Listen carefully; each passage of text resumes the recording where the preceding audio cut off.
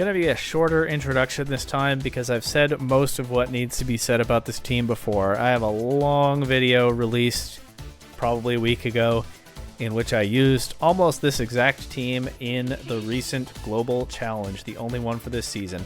But I didn't feel like I was quite done with this team just yet. There was a little bit more that I wanted to do, and Wolfglick's subscriber community held another casual tournament that gave me just the right opportunity. I had only used this team in best of one closed team sheets on the ladder and in the Global Challenge up to that point, but so I wasn't sure how it was going to hold up in a best of three open team sheet tournament, but I was feeling pretty good about this team on the ladder. I felt like I had something pretty strong here, and I was hoping to make a decent run at least and show that Gengar can hold up in that environment as well. No need for a team breakdown because you can just go back to the Global Challenge video. It is almost exactly the same team. There's only one change here. There kind of are two changes, but I reversed one of them, actually like right before the tournament. I said last time that I had tried running Kasib Berry, the Ghost Resist Berry, on my Sinistcha to help with my really shaky Basculegion matchup, but just before the tournament, I think I had been laddering with Kasib Berry for a while, but then like as I was submitting my team sheet, I decided on the fly I was going to go back to the Colbur Berry. I kind of missed having the Colbur Berry on Sinistcha. The Basculegion interaction only comes up so often. A lot of Basculegion show up on teams that aren't great matchups for Sinistcha. I can't always easily bring it, and even when I can, Rage Powder in just the right position only comes up so often.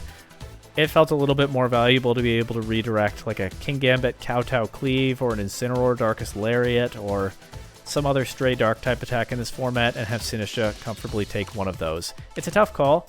The Kasib Berry has one specific use case that is a big deal to this team, but the Colbur Berry I think is a little bit more useful cumulatively over time. And so that change was undone. What was not undone is the change of the third move on Palafin.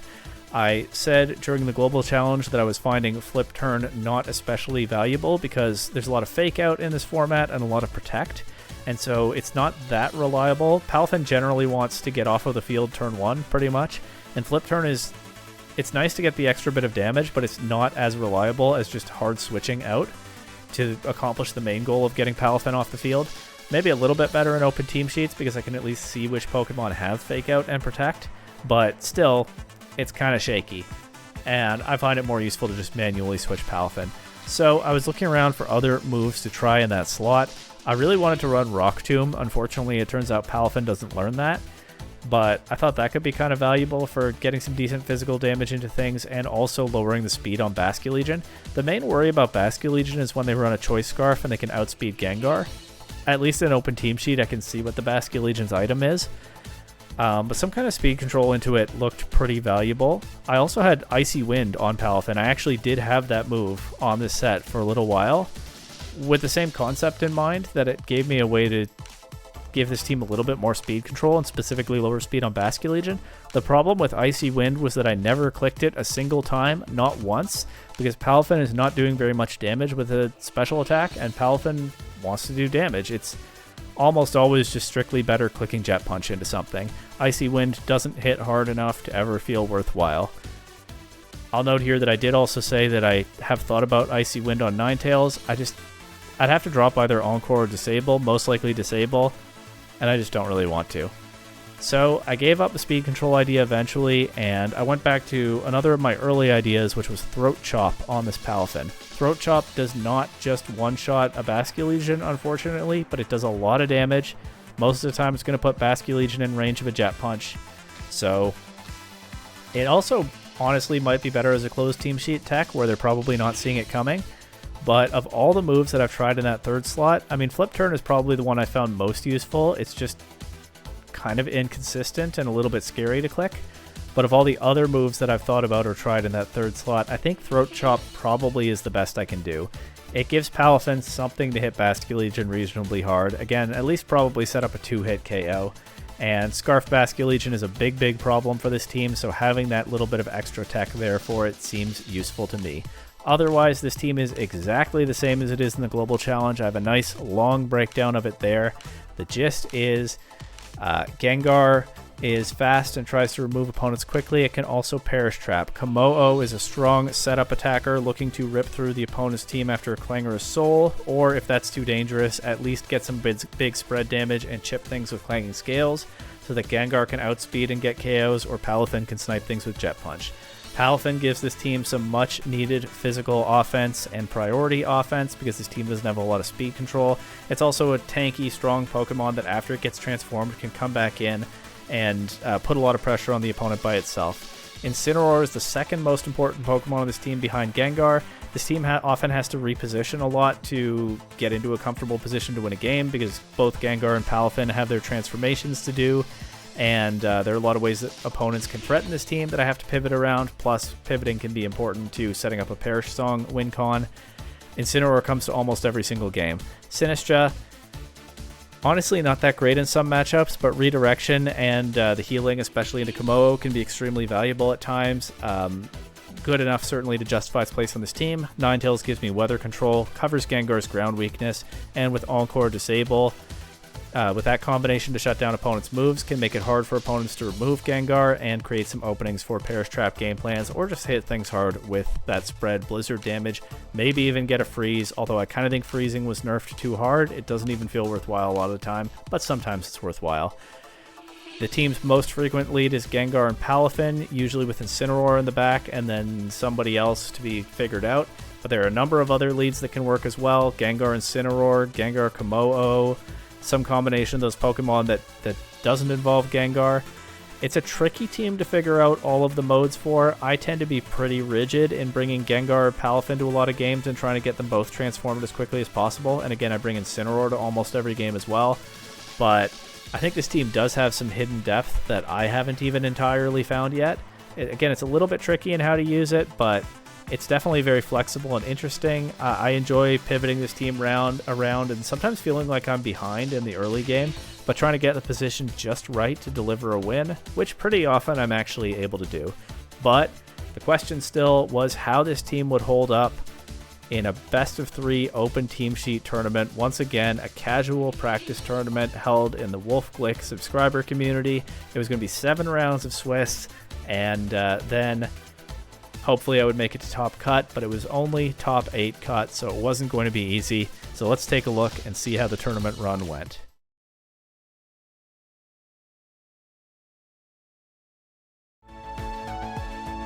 Ooh, Mega Pinsir. Nice. I love Mega Pinsir.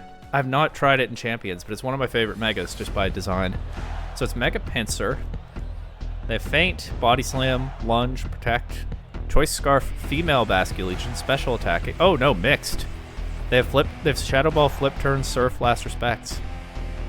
Standard White Herb Sneasler, Citrus Berry, Garchomp, Fairy Feather, Whimsicott, and Focus Sash, Glamora. So it's a pretty standard team with an unusual Basculegion. And then the Pinsir is super cool.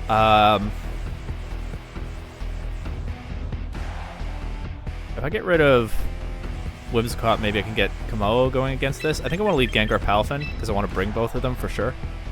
And getting their transformations early is nice. My opponent doesn't have Weather. I'm not especially feeling Ninetales here. Ninetales could be useful because Blizzard hits a lot of their team pretty hard. But I'm thinking maybe Incineroar or Kommo-o, at least for game 1. I mean, this is the mode I most often bring with this team. So let's give it a try.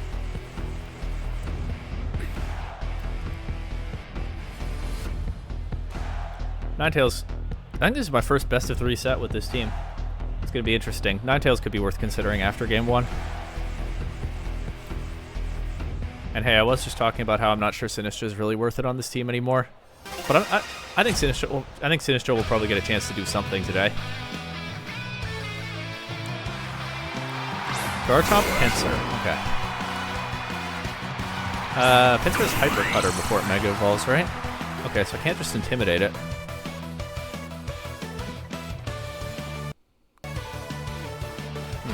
Also, Garchomp can click... If they just Mega Evolve Pinsir here, Garchomp can click Earthquake pretty freely. And if they're Mega Evolving Pinsir, then yeah, I do think I want to get the Intimidate in, but I think I want to do it next turn. So let's go Kommo-o here for Palafin. It is not Scarf Garchomp. The Scarf is on the Basculegion. What did I just say about seeing fewer Scarf Basculegion? But I don't usually see female ones either. But anyway, Gengar will outspeed Garchomp for sure is my point, but it's still obviously threatened right now. There's the Mega Pinsir, so I can't intimidate that now. I don't know why this Mega design is so underappreciated. Pinsir's been one of my favorites since X and Y.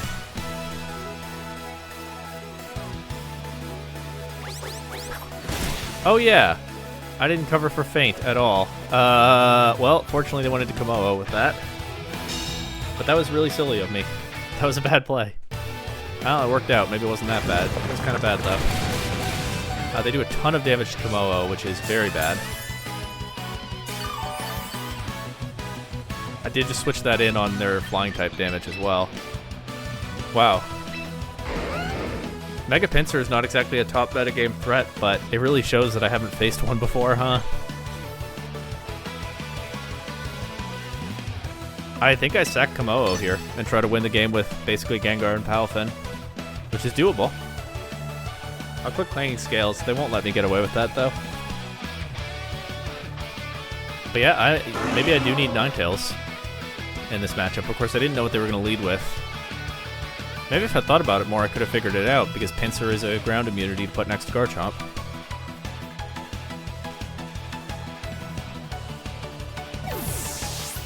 But okay, let's see. I really just left Gengar in on the Feint. They have Feint. I have to play differently from how I am so used to playing this team. Huh. Oh, I'm faster. I didn't see that coming. I don't think this kommo-o has much speed investment. Am I misremembering? Maybe I am. I honestly don't remember its EVs. But okay, I get a bunch of damage from that. They Body Slam and Earthquake. Body Slam into Incineroar. Knockout kommo-o, they do a ton to Incineroar. I mean, I get Palafin back in if I want, or I get Gengar. It's -1 Garchomp clicking Earthquake. I think having the Jet Punch available into Pinsir is nice right now. I don't need to be as afraid of Garchomp. Now that I see again what kind of damage I did, I don't know.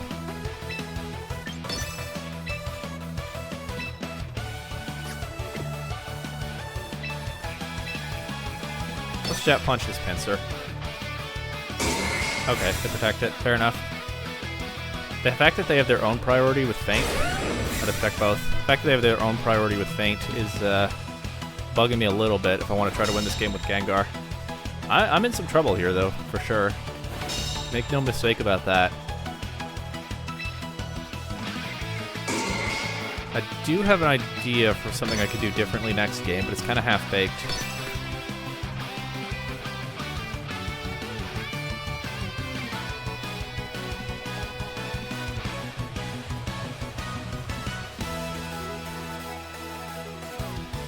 Also, their Scarf Basculegion could definitely wreck me at this point.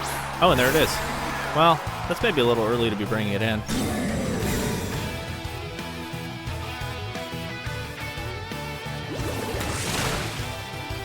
That did a lot. Oh, crit. Okay. And they also brought it in on their Earthquake. Huh.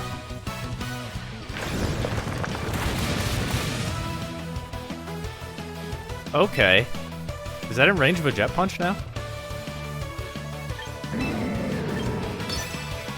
gonna click Parting Shot into Garchomp. I think Incineroar probably gets knocked out this turn, but I think I'm just gonna have to be left with Palafin and Gengar after this, but I don't want to switch Gengar in on an Earthquake. Can they just protect Garchomp this turn? Okay. Basculegion cannot protect. Is it in range of this Jet Punch? It is. Okay, Earthquaking their own Basculegion might have let me back into the game.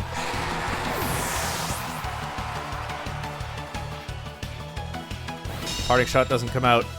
I didn't think it would anyway, but at least I still have Incineroar now.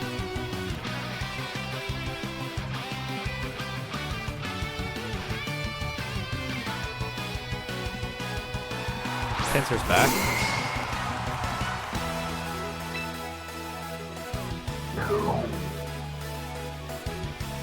trying to make a play somehow?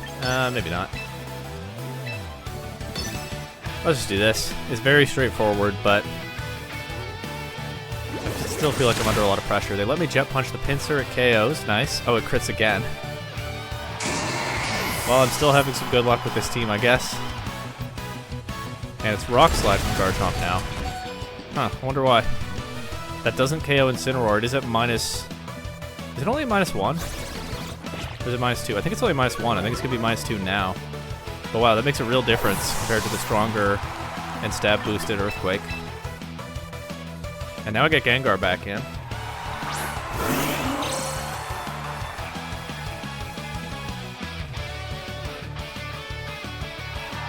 Their last mon is Glimora. What does it have?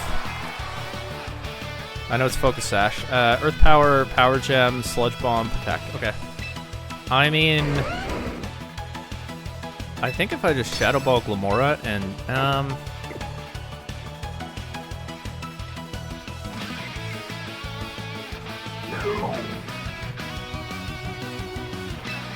I think if I just Shadow Ball Glimora and Jet Wave, Jet Wave, Jet Wave, Jet Wave, Jet Punch Garchomp, that pretty much just wins. Protect Garchomp. I could have doubled into Glimora and just gotten rid of it. Oh well. Am I going to lose my Gengar for that? And is that a way I can lose the game still? That drop is not going to matter, so I'm not going to talk about my luck on that one. Oh, Gengar survives. Huge. Okay. Okay, let's protect Gengar and Jet Punch Glimora. And then Garchomp cannot beat these two Pokemon after that.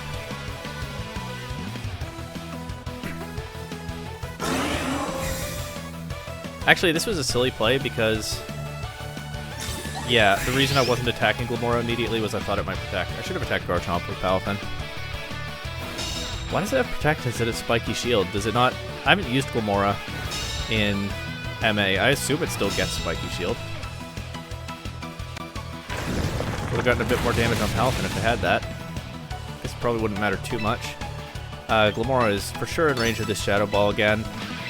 Now, they can go for a double Protect.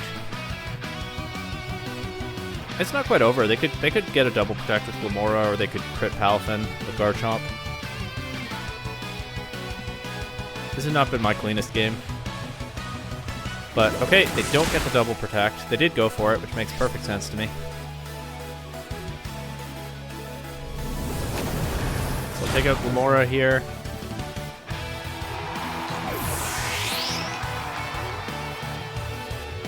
Rock Slide from Garchomp. We've seen that doesn't do very much to Palafin. I guess they went for that because they were afraid of knocking out their own Glimora if I didn't knock it out first, but I don't really think that was worth it for them. And now Incineroar's back, but really Garchomp is just in range of a Jet Punch, so that's GG. Big Palafin game. I think I don't lead Gengar in game 2. Trapping them has not been that valuable in this matchup. Oh, Fake Out almost got the KO.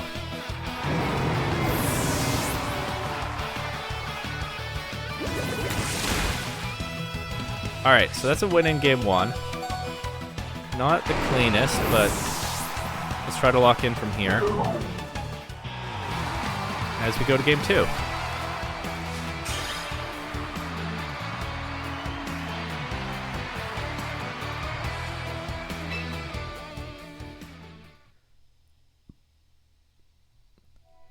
I think they'll try something different in game 2. I don't know. The Pinsir was putting out a lot of early game pressure. So, like, that lead's pretty reasonable for them. I'm going to try leading Ninetales with Palafin. Incineroar and Gengar in the back. Ninetales puts out some more offensive pressure for me with Blizzard.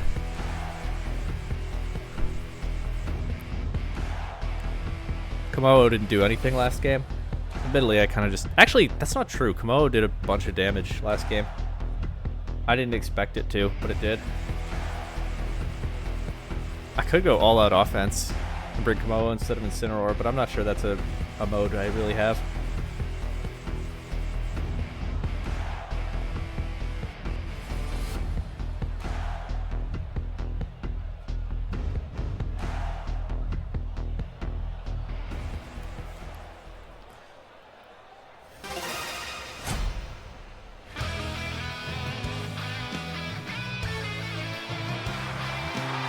Pincer wins a pot. Okay, makes sense, but what did I say? Pretty vulnerable to Blizzard. And it's Fairy Feather Whimsicott, not Focus Sash. I think I just Blizzard immediately and switch to Incineroar. I cannot Intimidate Pincer turn 1, but there's nobody else to switch in here anyway. It's not going to be Gengar.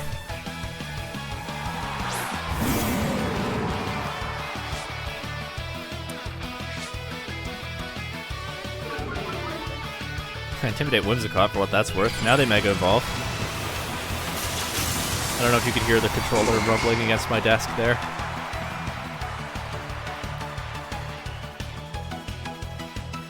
Tailwind and what? Body Slam into something? Yep, into Incineroar. Okay. Once again, they try to get the Palafin, but I just switched out turn 1. Or maybe they're trying to catch like kommo-o coming in again. That did a ton of damage, and it paralyzed, so Incineroar was in some trouble, but big Blizzard here.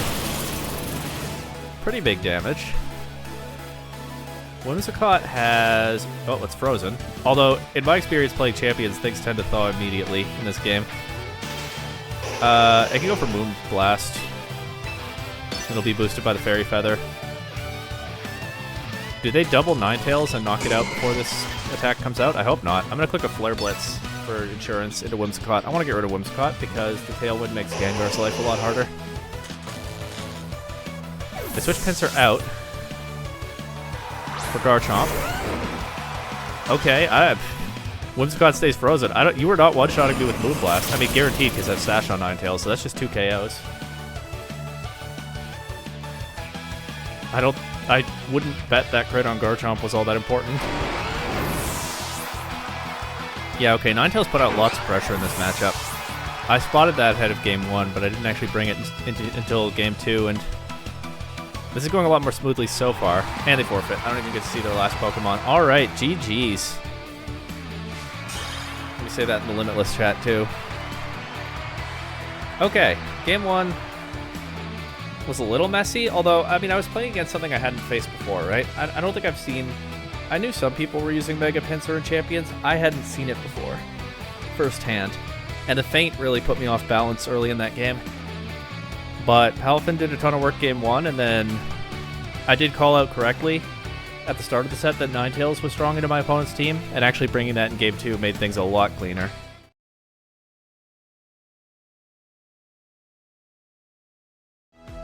Here we go.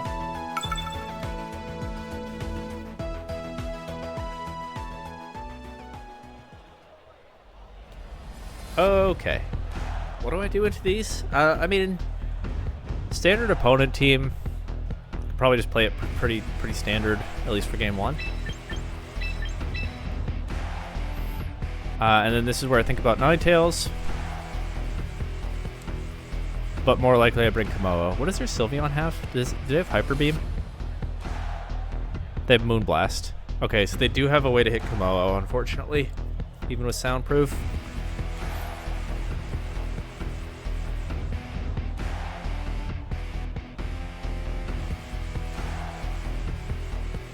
I'll try Ninetales for Game 1. A well-timed disable into Tabasco Legion could also save the whole game, depending on how the endgame shakes out. That's been known to happen. But it does mean I'm relying pretty heavily on Gengar and Palafin for damage, which is something that happens with this team. It's okay, I just have to play well.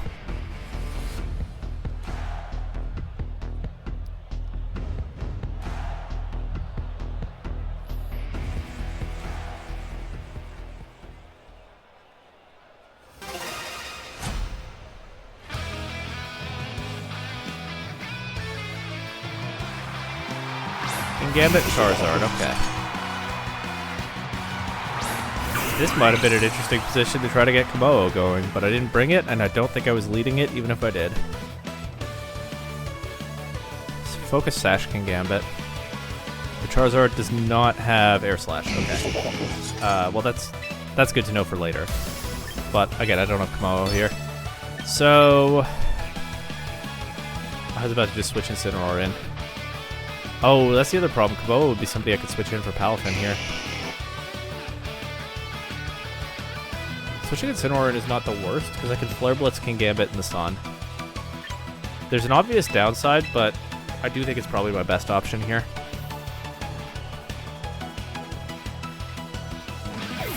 Oh, they didn't set Sun. Okay. They just go straight to Basculegion here. I get to Intimidate that. It's kind of nice in the early game, when Last Respects isn't doing insane damage anyway. Do gift them their Defiant there. This doesn't really work, does it? 'Cause I can just... Bringing Incineroar in on King Gambit was kind of premised on being able to do a lot of damage to King Gambit with Incineroar right after. But... yeah, I'm in danger now. I think I have to switch Gengar out to Palafin. That's what's going to better take a hit from Basculegion. Although I think Basculegion is more likely attacking Incineroar. But Palafin is also my best answer to King Gambit. If I hopefully get this Flare Blitz damage here. They must have Protect on this King Gambit, right? It's a Sash set? They do. Well, I hope they didn't click it. Flip turn into Palafin. Okay. That's nice. And they didn't protect the King Gambit.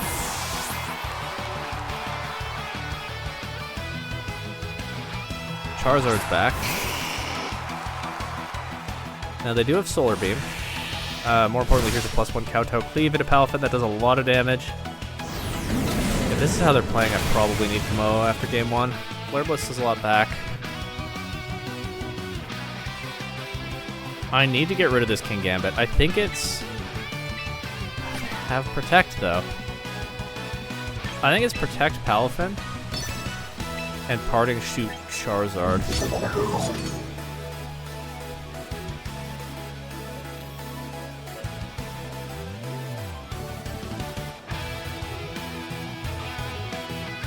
Where's Sylveon? Is Sylveon in the back?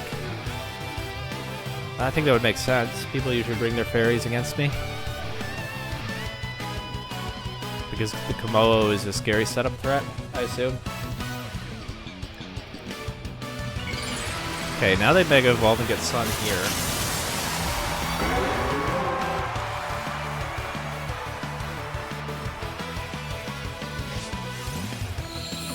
I'm looking for Protect on King Gambit. Nope, Sucker Punch. That's awkward. I could have just Jet Punched it.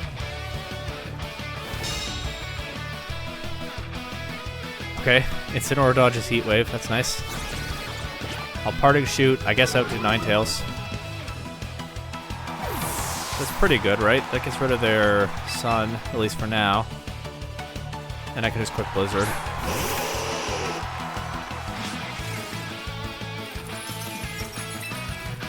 Or is this some kind of fast King Gambit that's going to outpace the Jet Punch?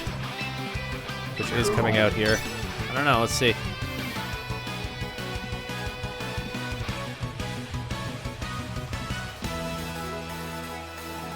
I don't think I'll be getting a Throat Chop into their Basculegion this game. Here it is.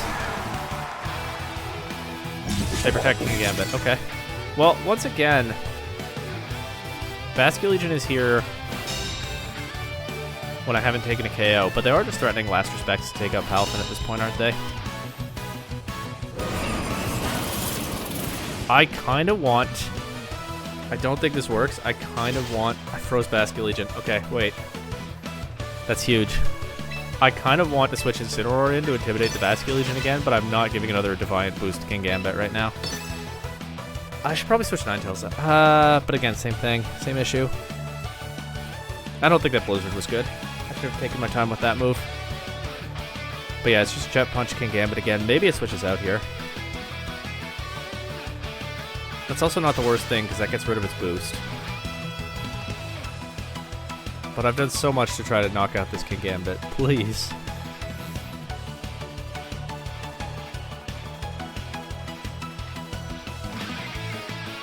Freezing Basket Legion is crazy. Let's see if it thaws immediately.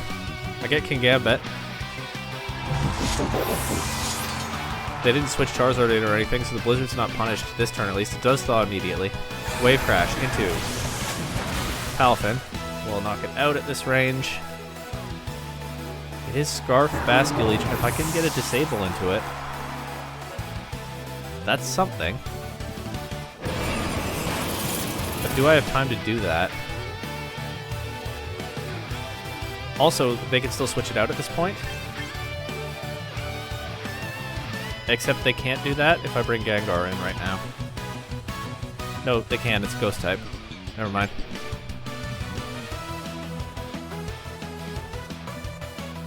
I think I go Gengar anyway, because there's a good chance I'm about to want to switch Ninetales out from Incineroar. I can't be switching Gengar in on this the same kind of way.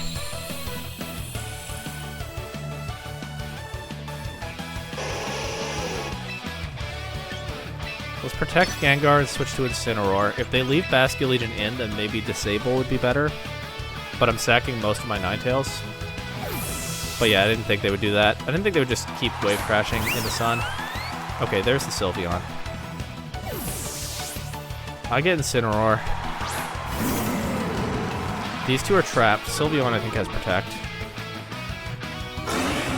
It does. So they can just Protect around my Fake Out, but there's not a whole lot else for me to do except Fake Out Charizard and Sludge Bomb Sylveon.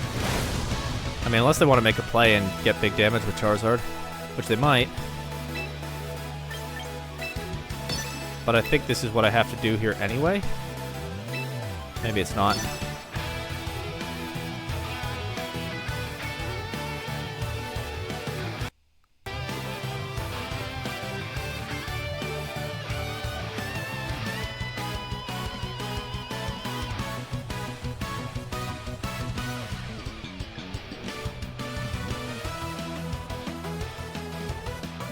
Let's see.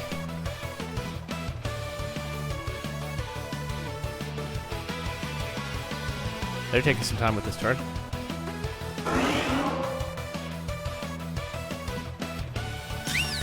So my guess was they would just protect both. Oh, if they just attack with Charizard, then it gets faked out anyway, yeah. So that's fine. I suppose that's fine.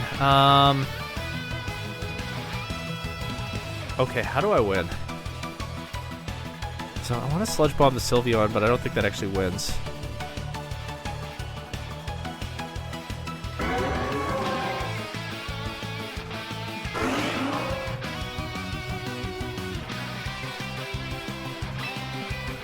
I'm going to protect Gengar and Parting Shot Charizard. I don't know if that works either, but the idea behind this is get Ninetales in, outspeed these, and then I have 2 Pokemon doing notable damage instead of just one. These 2 are still trapped on the field. I have been preserving the Sash on Ninetales to help me with the Basket Legion. I think I'm just going to have to give that part up, probably. And just try to overwhelm. The problem is Gengar is the only Pokemon I have left that does significant damage to Basket Legion. This is a big part of why this team is weak to Basket Legion. So I could definitely still lose to that after making this play.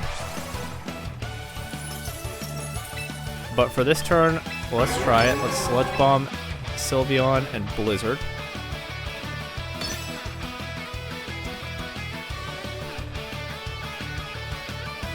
They are in kind of an awkward spot as well. It's not just me that's in an awkward spot. Okay, I got the Sludge Bomb. It actually just KOs. I wasn't sure it would. Sylveon, oh, it crits. Okay, that probably mattered. Sylveon especially bulky.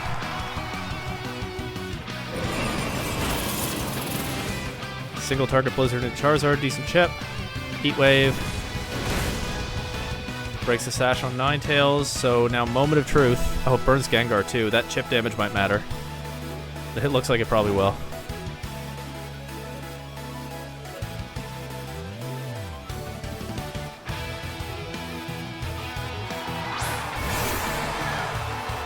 Okay.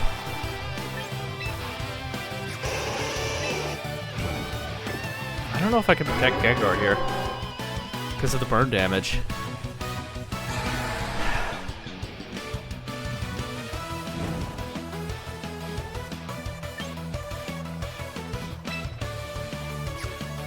But Incineroar, it would be nice to get Incineroar back in cleanly and have fake out pressure.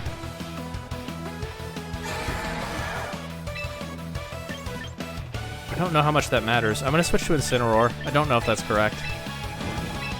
And I'm going to click Disable into Basculegion. If they don't take out Ninetales with Basculegion's action, then Basculegion gets a few turns where it can't do anything except struggle. And I think Gengar's the higher priority target for them, unless they call this. Okay, they do. Okay, well played by them. That often works on ladder.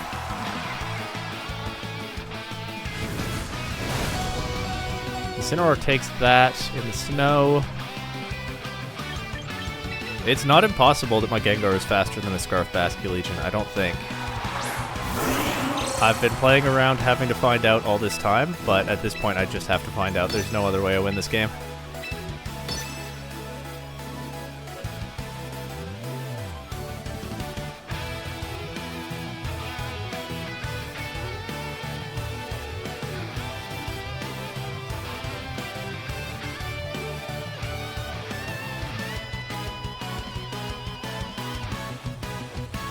Take out the Charizard, and...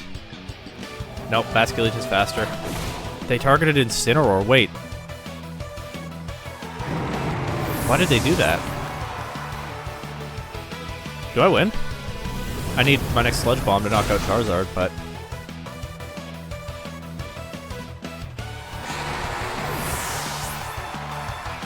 Wait, what just happened? Alright. Sludge Bomb, let's go.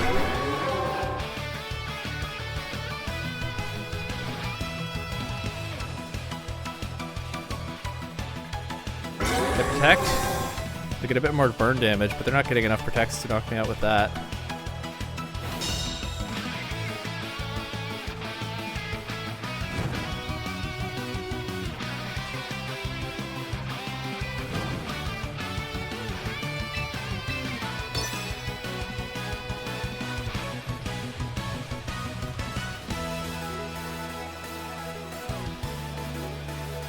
Here we go. Okay, I'm not sure how I won that, but it happened. Still have to win another one, though. My opponent said aw beans in the Limitless chat. Well, it's not over yet, though. Maybe save the beans for later. Considering how they played that one, and that I didn't bring kommo-o this time, it's kind of aggressive. It's very aggressive. It's kind of very aggressive. Kind of an extremely aggressive way to do this, but I'm going to leave kommo-o. I guess I'll leave Palafin behind this time. Maybe that's not good. Maybe I need Palafin. Oh well, I've already locked in. I don't know. Leading kommo-o makes it harder to get Palafin going. I think this is worth a shot.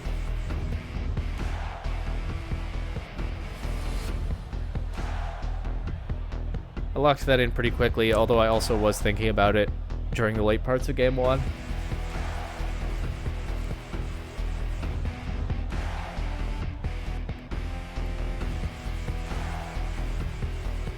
And hey, up a game, even if I lose this, if this baits them into playing the Sylveon differently or something, that could pay off for me by the end of the set. I don't know. It's tough. They're using one of the best teams in the format, so it's obviously going to be tough.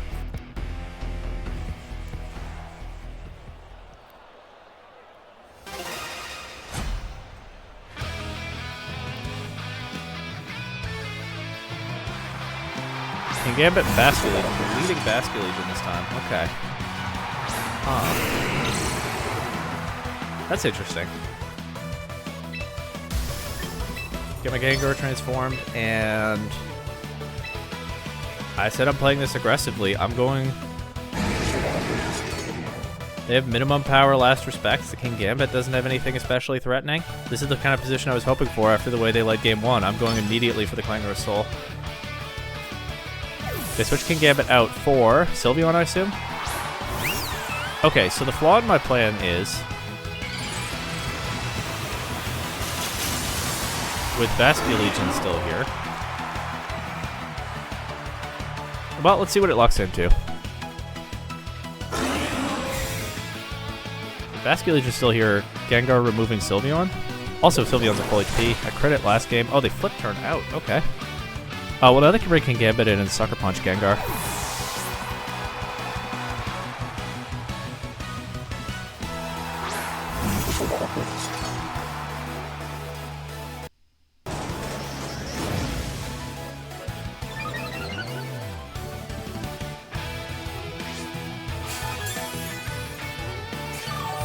I think there's still a way to get something out of this.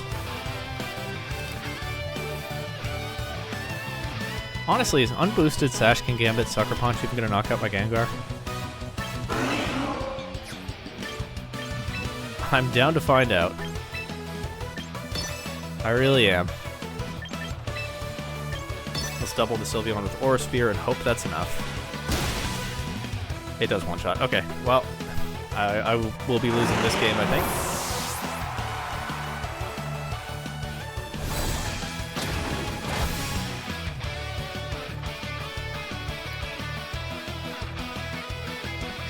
Oh, they went for Hyper Voice.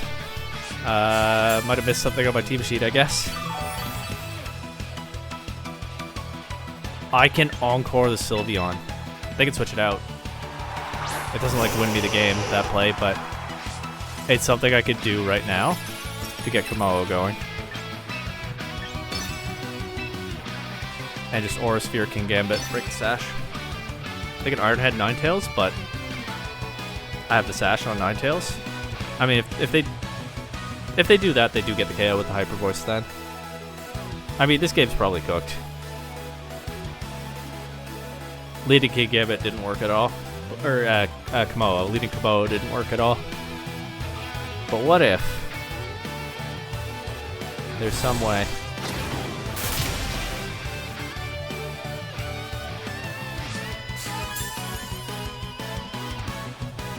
They didn't Sucker Punch this turn. I mean, they could Iron Head either of my mons. I don't know for sure what they went for. Locking Sylveon into Hyper Voice is pretty counterintuitive, huh? That does a bunch to Ninetales, and then it is Iron Head to take out Ninetales with that. I mean, I'm probably cooked here. But I'm just looking for whatever I can do.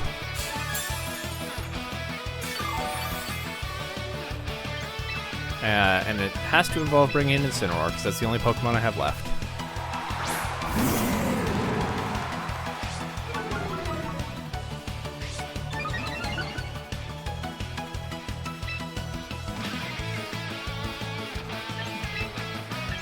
I'm down to just Flare Blitz this Sylveon. I have to get rid of it.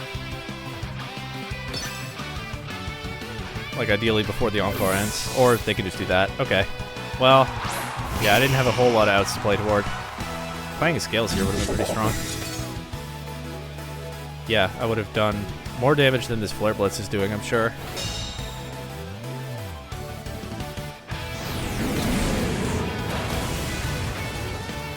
Oh well.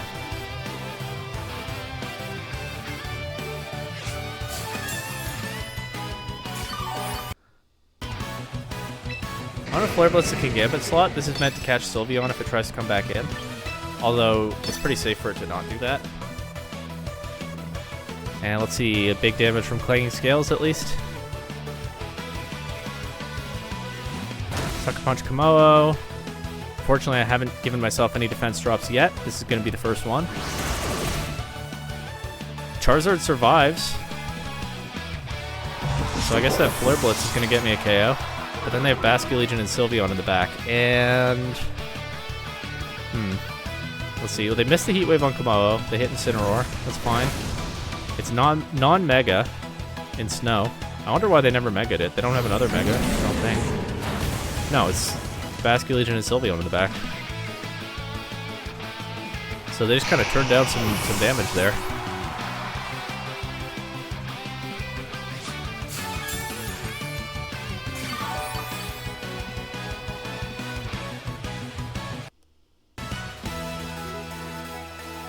And then I think I have to...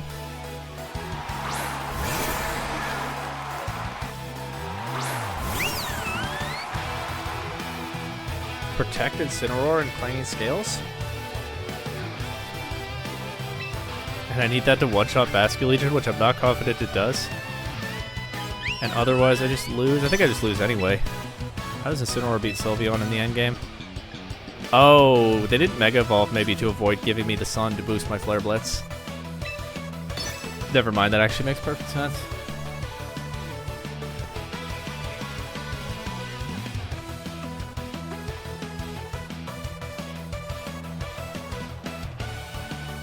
Yeah, Palafin would be nice to have here, because I'd have that much more threat available into Sylveon. Protecting Incineroar to avoid a Wave Crash or something. It is Wave Crash, so I do avoid it. Crit Basque Legion, please. Nope. And then I'll drop to a Moonblast, and that's GG. Okay. Well, this one was pretty silly on my end.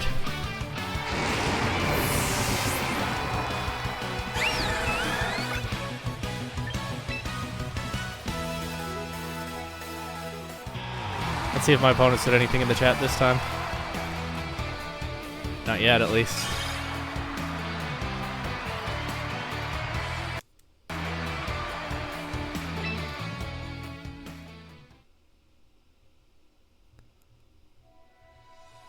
Here, I'll say aw beans.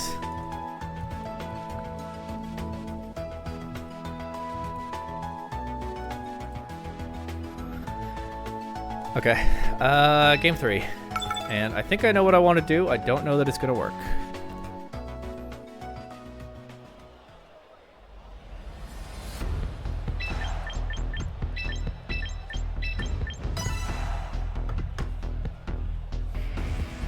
Someone has to be left behind. And this time, it's someone different.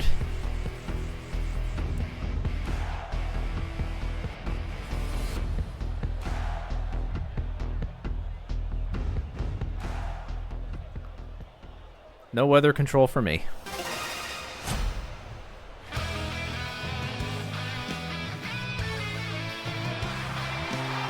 King Gambit, Sylveon. They're leading Sylveon this time to potentially catch the kommo-o leading.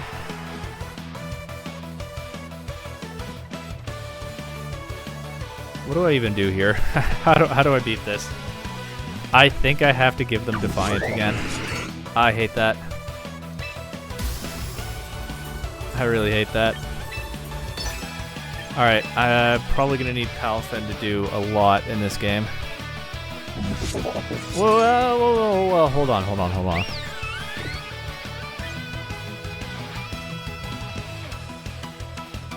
They're not going to Moonblast the Palafin slot turn 1, are they?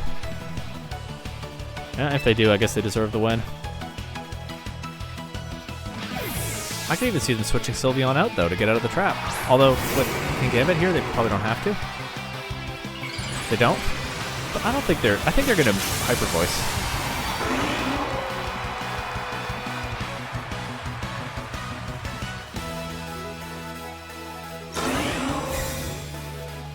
Wait, I have an idea. To protect, okay. I have an idea. I'm not sure it's gonna... Oh, okay. Never mind. I don't have an idea. I might have an idea.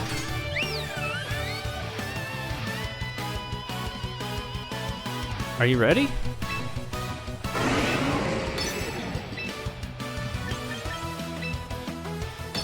I'm reading a Sucker Punch.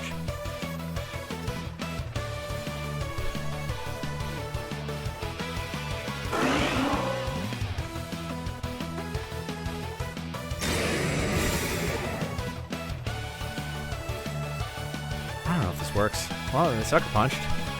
Oh, Moonblast Kommo-o. Please, Moonblast Kommo-o. Let me have no damage on Gengar this turn.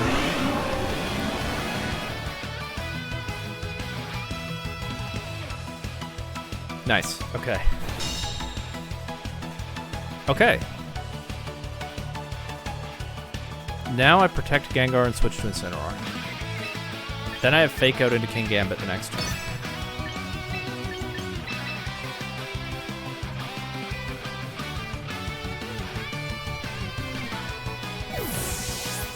I still might lose to their Basculegion. Well, that's kind of how it is with this team. We'll see.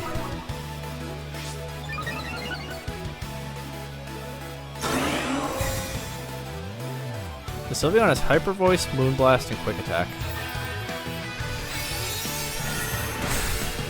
I will let it attack Gengar next turn, but I think that should be okay. They doubled Incineroar, makes sense. Did a lot. But now the Citrus Berry comes in handy, and King Gambit will be unable to do any significant damage this next turn.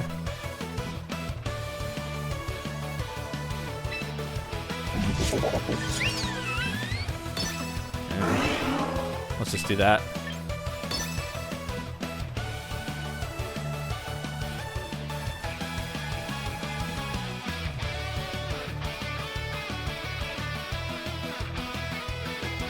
Yeah, because I probably have to switch Kommo-o in to complete the trap. If this happens to one-shot Sylveon, which it does, that's very good. Okay, so the crit, I guess, didn't matter in game one. That's cool.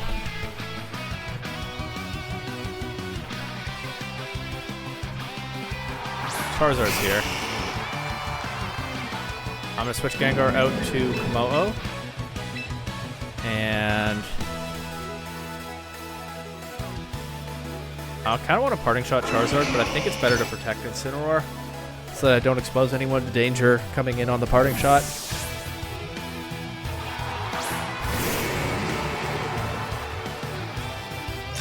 They protect Charizard. I actually thought they would double the Gengar slot to catch whatever was coming in. Although they could probably guess what it would be. Okay, Parting Shot to Charizard would have been fine, but I didn't know. I can still lose to Basculegion.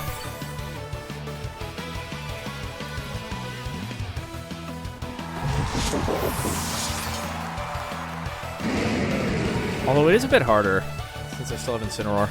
Not that much harder. Incineroar's kind of low. I think here I'm just going to go for Clanging Scales.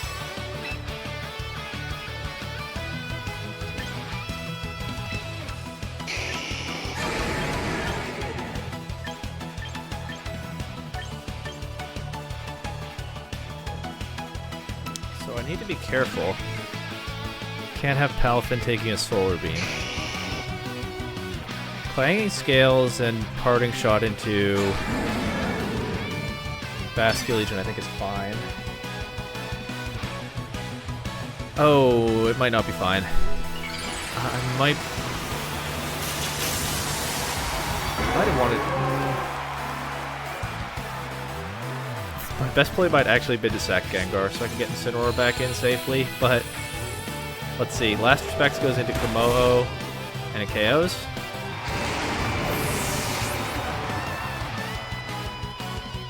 Heat Wave misses Incineroar.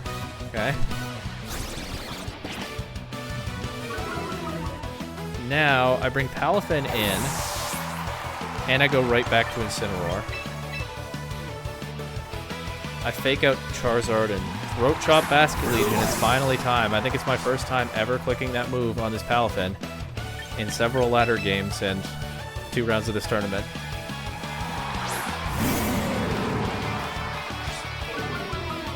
Basculegion's at -1, but its Last Respect is very strong. I do need Palafin to take this hit. if this is possibly going to work.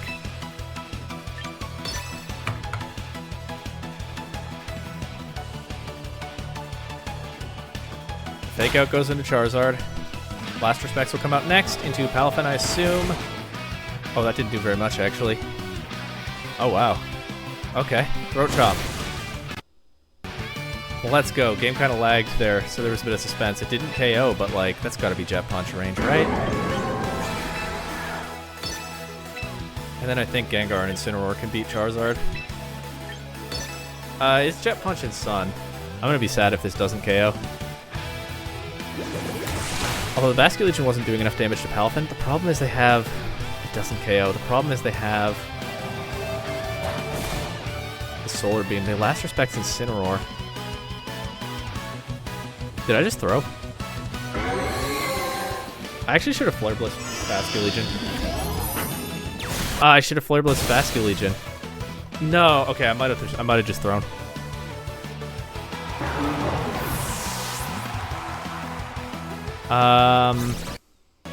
Maybe.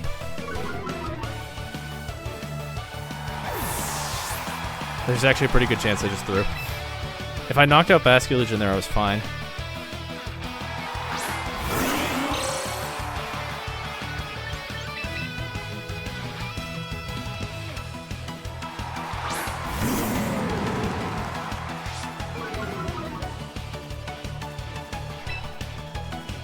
I think I have to protect. It's -2 Basculegion.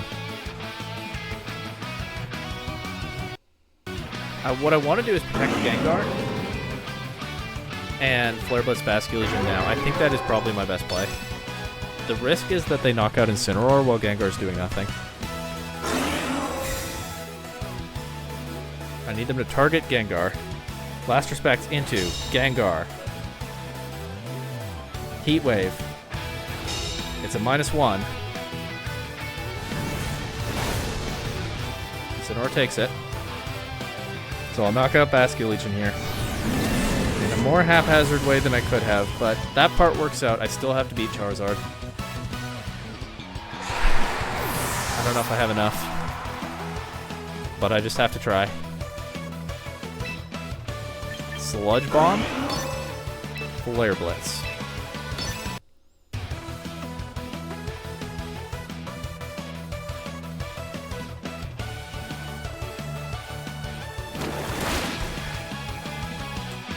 Love that damage. Weather Ball. They're only hitting one target. It's Gengar. They don't knock it out. -1. Comes in handy there. Incineroar just misses the KO with Flare Blitz, but it's over. Gengar can get it now. Oh. That was scary. I think I mostly played that one alright. Game 3 at least. Game 2 not so much. Oh, that got scary at the end though. And you know what? The parting shot into Charizard did actually kind of pay off. Even though Flare Blitz into Basculegion I think would have been a little cleaner there. Alright, 2-0. Not bad.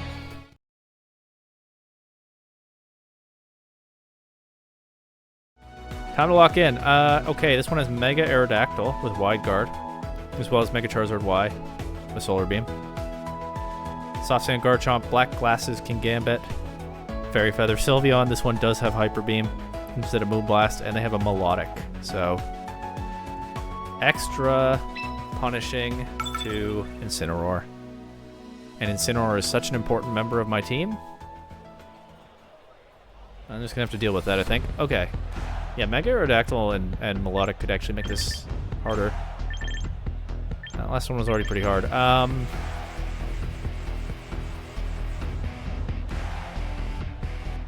Is it crazy that I kind of want to bring Sinistcha?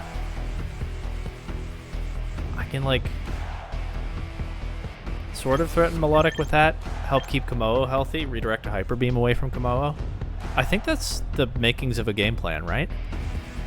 Like, Gengar,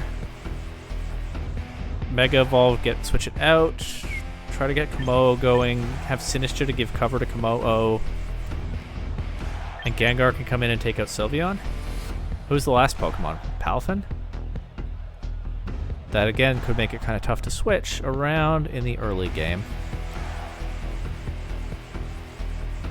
Not bringing Incineroar is so unintuitive, but like Incineroar has to come to almost every game with this team, but not quite every game, just almost.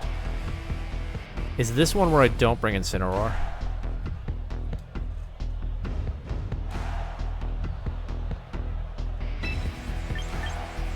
For game 1, I don't know that this works, but I'm going to try it.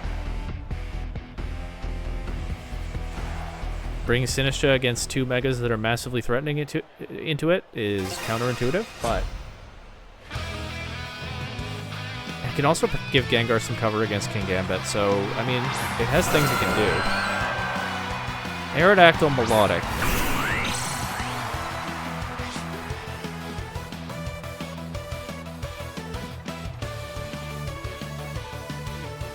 Immediately threatening into kommo-o if I try to switch that in.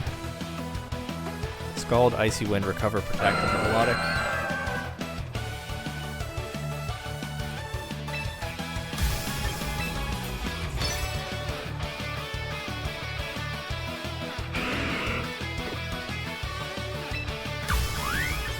I can get some damage into Aerodactyl right away. That makes me a little comfier. This is a riskier play than what I was about to do, but I switch it out. Okay, not worth it then. Probably Queen Gambit. I mean, I get some chip on that, I guess.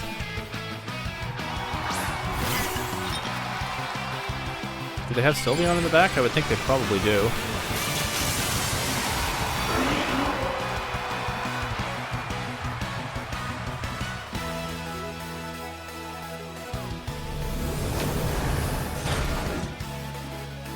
Alright, that's some chip.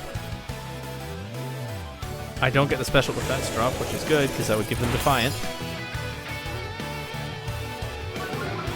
I think I'm down here to just switch to kommo-o. Maybe Palafin? I think so. Switch to Palafin. And Matcha Gotcha. Imagine if I burn King Gambit.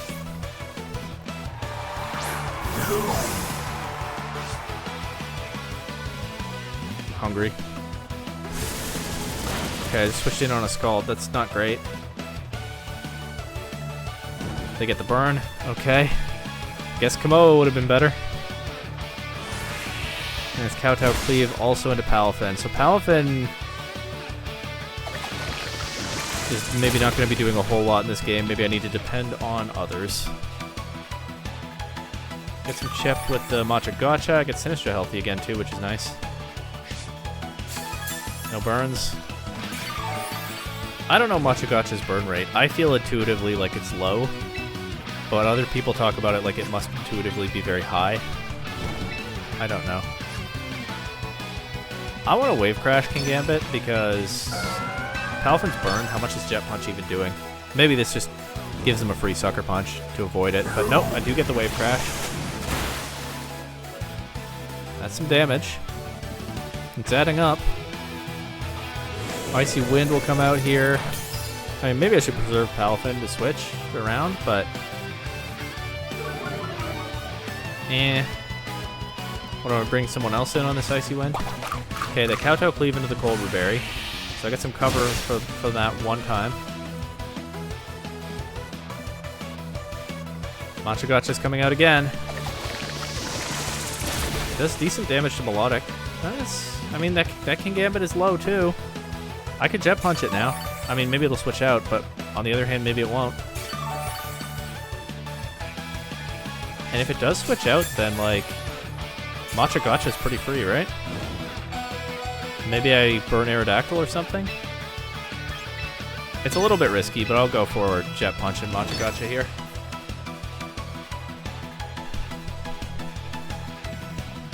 They protect King Gambit. Okay, fair enough. They did have that option as well. I could have protected Palafin, but I was feeling more aggressive. Recover on Melodic is sure, yeah. But Sinistra gets some recovery here if this connects.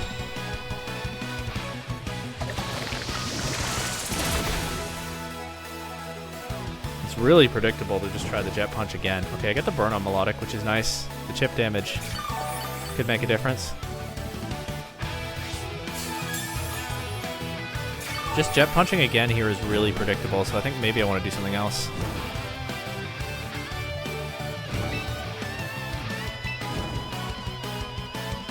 But if I do that and Life Dew, I think I'm okay. Can help me keep Palafin around a bit longer. They switch King Gambit out. And then bring Sylveon in. Okay. Can protect Melodic. Okay, so it's just as well that I didn't Macho-Gotcha here. The Life Dew will preserve Palafin a bit longer. That's not terrible damage for being burned. Palafin's at -1 speed, so I can't just outspeed Sylveon and Wave Crash it. So unfortunately, I do still think Palafin is probably not long for this world. Or long for this game, at least. Because I don't think there's anybody I can switch in on this. I mean, I could switch kommo-o in. If I don't think they're just going to Hyper Beam, but I'm not really sure what the value of that is. I think it's just stay calm and Jet Punch and Macho-Gotcha. If they knock out Palafin with these two on the field, then I get Gengar in, right?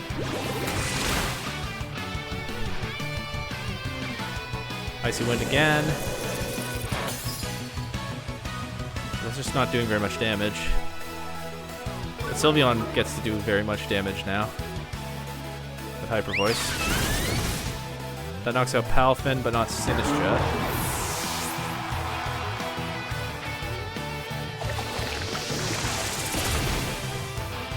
It is awkward, right? Because I don't want Gengar to take a speed drop. You know what? I think it's okay if Gengar takes a speed drop. They have Protect on Sylveon, right? They surely do.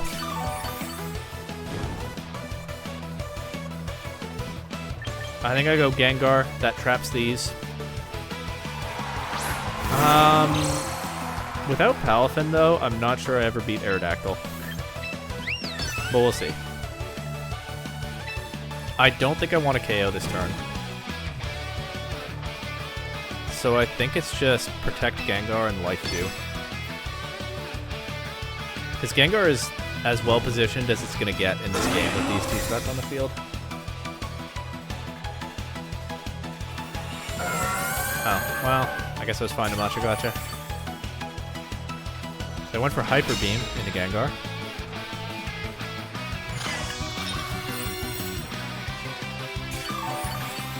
I almost feel like the mic should be able to pick up my stomach grumbling right now, but I don't think it can.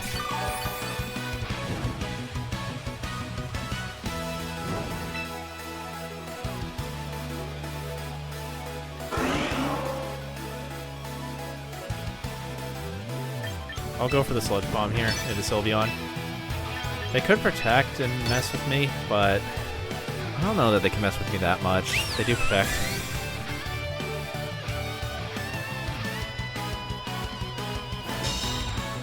-1 speed Gengar is going to be faster than Sylveon, right? And it's going to be slower than Mega Aerodactyl anyway.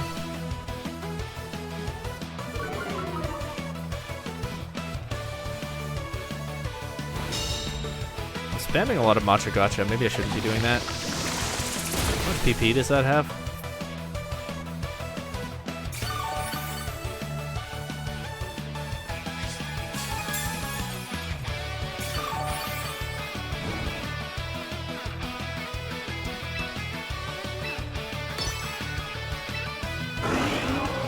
Enough. Alright, let's Life Dew this turn, though, in case of any nonsense. I think the Melodic might just recover anyway.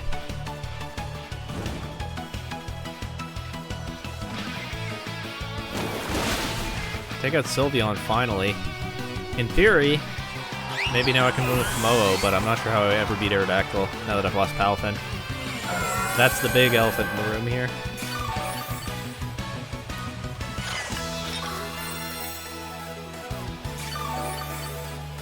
Not the worst Sinistcha game, though, huh? The one Pokemon I was thinking about replacing? Well, that's a question for after the tournament.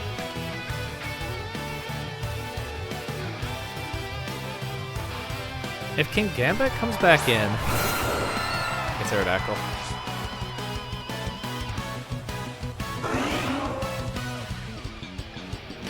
So, I think my options here are Protect Gengar, Macho-Gotcha, or Rage Powder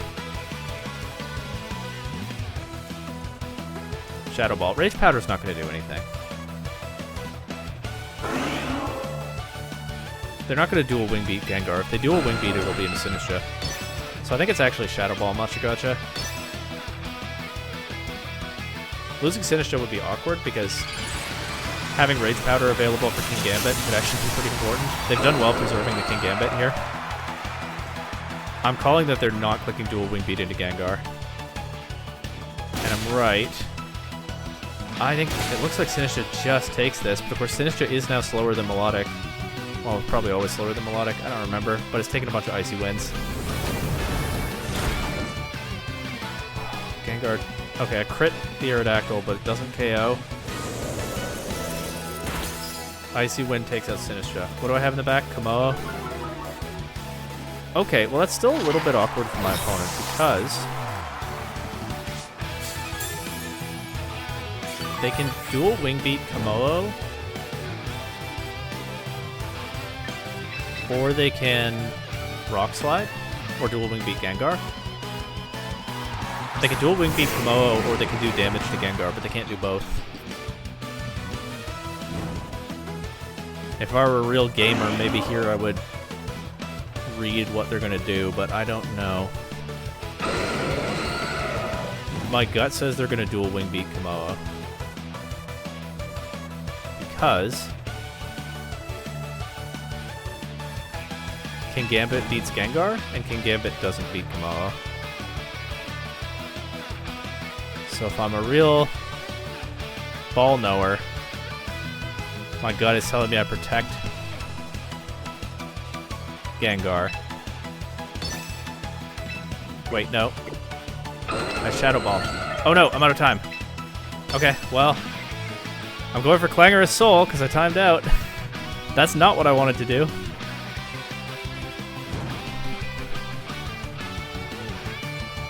They Rock Slide. They miss Gengar.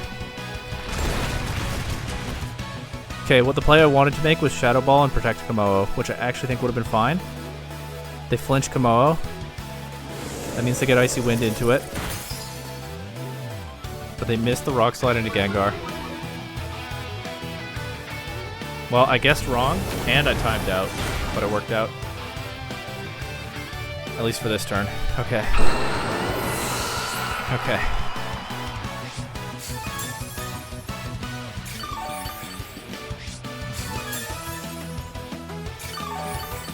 Now what do I do? King Gambit's going to come in, and it can either Sucker Punch or Protect. And the way to deal with each of those is different. It does have Protect, right? Yep.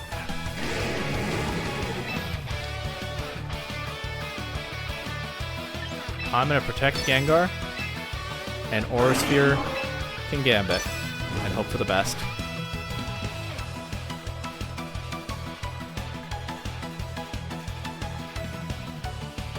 I really just got my wires crossed on that last turn, huh? Protect Gengar. Wait, no, that's the opposite of what I meant. And then too late. Okay, they didn't protect King Gambit. What they can do is knock out Kommo-o maybe with like Iron Head. They have Iron Head? They have Iron Head. But then nope, they go for Kowtow Cleave into Gengar. Okay. Chople Berry's not going to matter here. It's too low.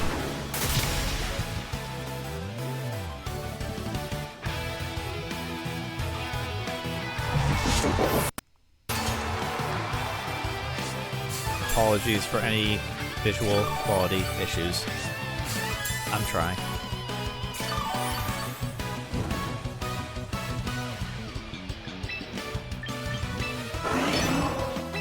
Sludge Bomb and Clanging Scales.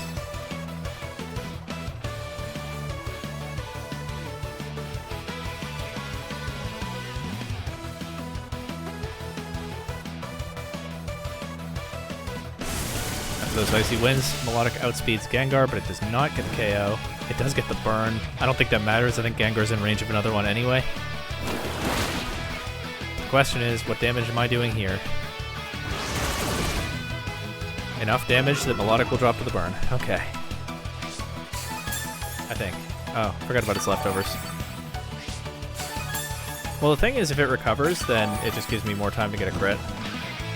Although Gengar being burned actually means if I don't get the crit quickly, I could still lose. I actually could have clicked Perish Song at some point. I forgot kommo-o doesn't drop to that. Also, I have the slower Pokemon here. Okay, I think their only out is recover forever and Gengar drops to burn, so I actually think Perish Song is optimal here. And then Clanging Scales with kommo-o. They recover. But yeah, because of the speed drops, I actually win the Perish endgame. And also because kommo-o has Soundproof, which I'm conveniently remembering now. Honestly, Soundproof kommo-o next to Perish Song has also never come in handy before with all my games with this team. But maybe this time. Actually, I think I was... Okay. I was actually fine to just knock them out with Sludge Bomb and Clanging Scales there. Oh well. I saw something that looked safer to me, and I went for it.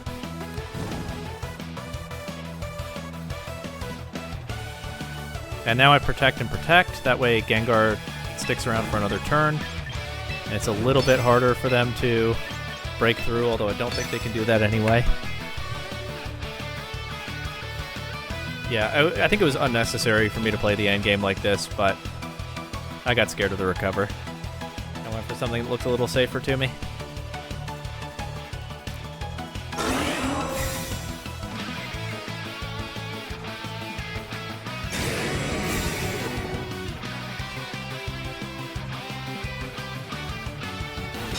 Scald into Gengar.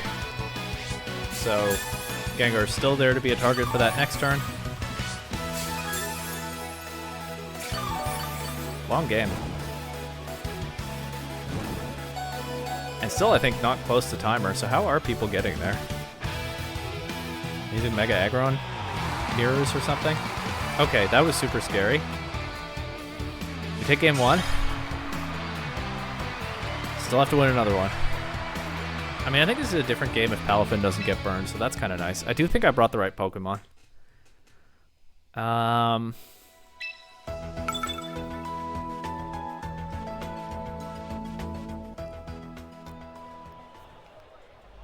They didn't bring Garchomp and Charizard. I could see Charizard coming to game 2. Because they know they scared off the Incineroar in game 1. But I can still beat Charizard. It's not necessarily easy, but I can do it. I'm gonna run it back.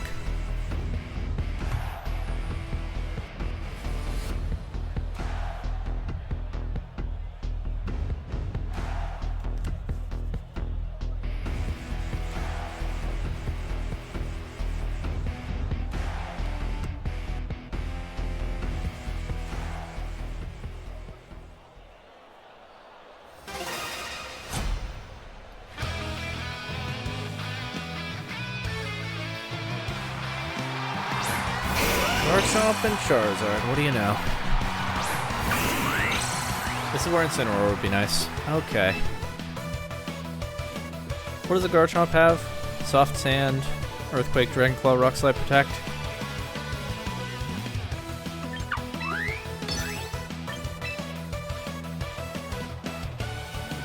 I guess I bring kommo-o in on this. I'm actually pretty off balance into this without Incineroar. I didn't think they'd bring both of them.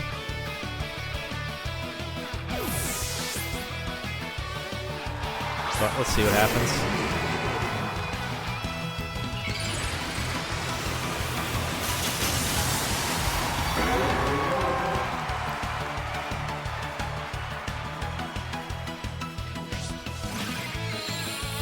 Yeah, I get the sun. I forgot to Mega Evolve? Oh my god, I need to eat.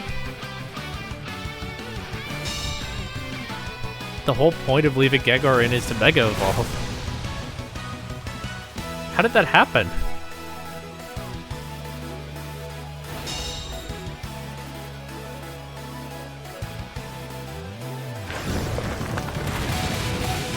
Okay, I just lost almost all of my kommo-o for nothing. Genuinely nothing.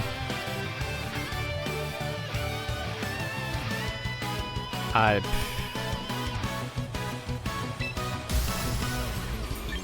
think my out is they miss Heat Wave.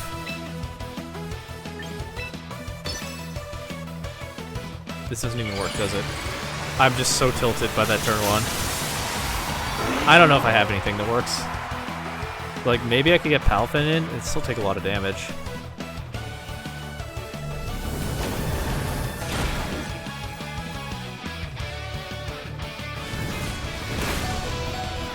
Okay, they're gonna take 2 KOs here. Sinistra's gonna get cooked by Charizard. Game 1 was a tense one. Game 2, a little bit different.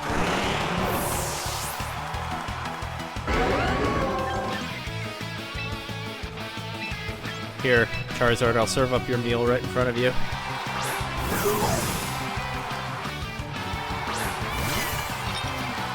Okay, wait, actually...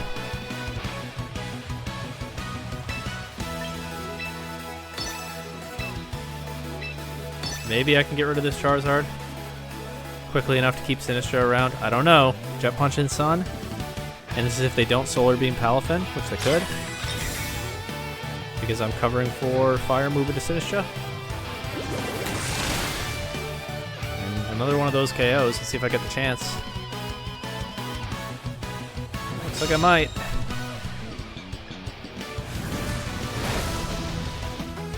How much is Garchomp doing, though? Oh, they burned me again. I think this one was doomed anyway, but that'll definitely do it.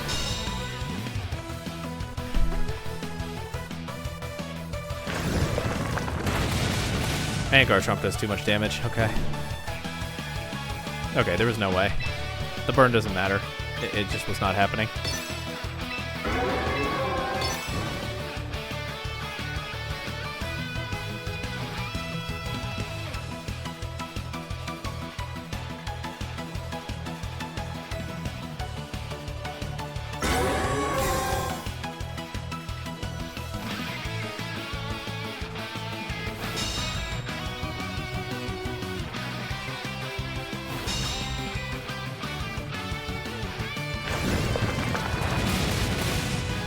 Thinking about game 3. So bear with me on that.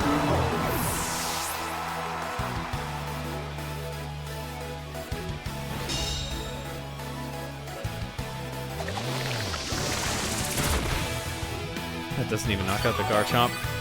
They have a Weather Ball, right? Yeah, alright, this is over.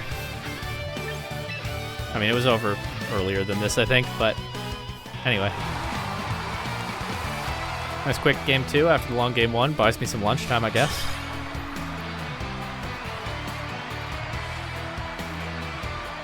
And now, I'm in a bit of a tricky spot because the question is,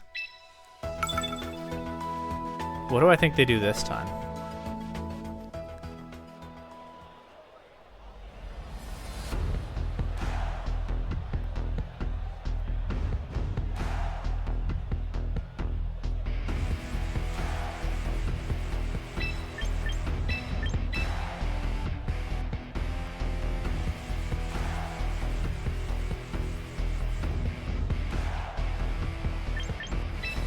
Try this.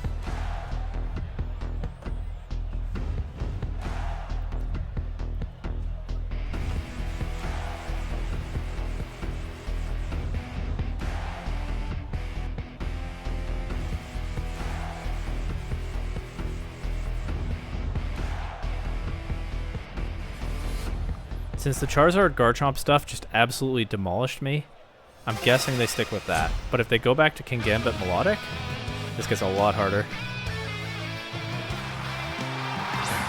Charizard Garchomp. Of course, I never saw what they had in the back last game.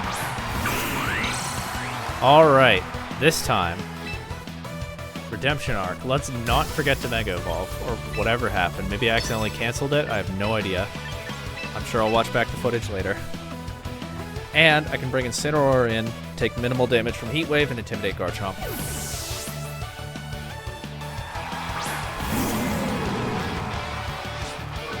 Makes a huge difference. This is why Incineroar is the GOAT.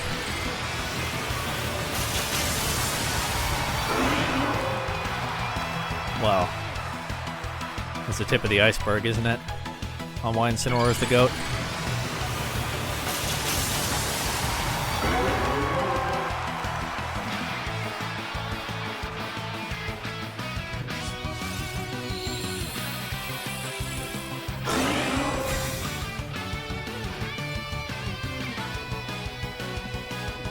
Okay. Heat Wave. And Earthquake, I assume. Pretty rough to deal with, huh? This is still gonna hurt.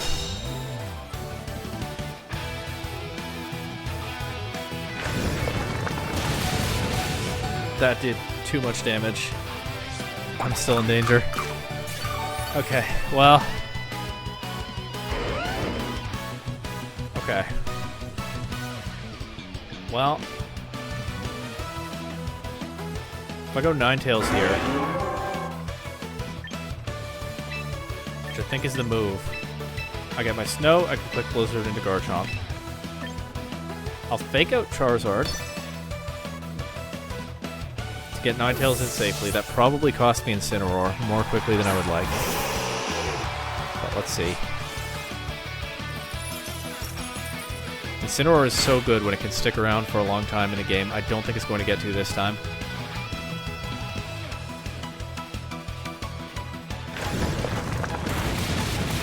Nope, Incineroar's gone. This is actually good, though. I mean, I'd probably rather have Incineroar, but actually, I can get Gengar right back in, and they're still trapped. So them taking a KO there is not the worst thing for me. So now, I can Blizzard and Sludge Bomb Charizard, and I think that's just 2 KOs. It would be nice to have Incineroar for the end game. Probably. I don't know what they have in the back. But I have Palafin at full HP in the back. It's not burned this time. If this works, I get weather control for the whole game.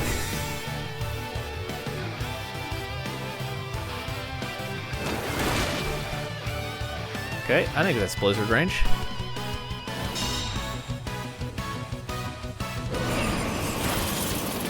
Yep.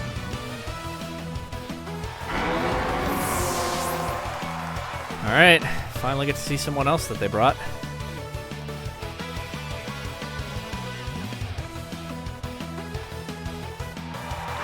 King Gambit. But Garchomp is protected. So what is stopping this Blizzard while Gengar protects?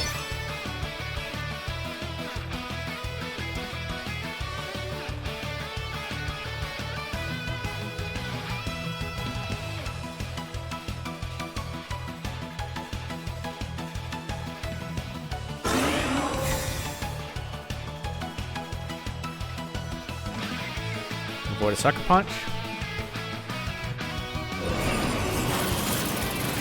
Take out the Garchomp. Ninetales has been so good so far today. It was the Pokemon I was least certain about when I first built the team, but Freeze can Gambit. I don't feel so super strongly about that. That is, I think, 3 freezes in 3 rounds now, so that's cool. Another plus for Ninetales, but things thaw so quickly in this game. I don't think it makes that much difference, but we'll see. Melodic is the last Pokemon, and I have Palafin in the back. I think here, I actually would have liked to see the King Gambit go for a move so I could Encore or disable it. That actually would have been nice, I think. But I think here, I just protect and Perish Song. I think that's the safest thing. Because I still have a Pokemon in the back, it would be nice if it were Incineroar. Actually, into these two, it would not be nice if it were Incineroar. Because what am I can fake something out with Incineroar, but then what do I do about the other thing? I guess I could fake out Melodic and take a hit from +1 for the Gambit. But yeah, just having a Pokemon in the back, I think makes this the safest thing. Ninetales voids Scald. King Gambit thaws immediately. I know a lot of people like the freeze change, but honestly, I'm not a big fan because freeze. I understand freeze freeze felt super broken, and sometimes it was, but now it just feels so underwhelming. Like, getting a freeze used to be exciting, and now I'm like, oh, they're just gonna thaw immediately when it happens. Which they don't do every single time, but it feels pretty close to every single time. Disable King Gambit. And I might as well protect Palafin. Probably just clicking protect on Palafin for the rest of the game. So take away their Kowtow Cleave and King Gambit doesn't have good damage into it, as long as I don't gift them Sucker Punch.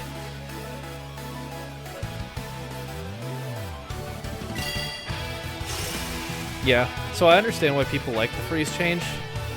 It just feels so anticlimactic to freeze something now.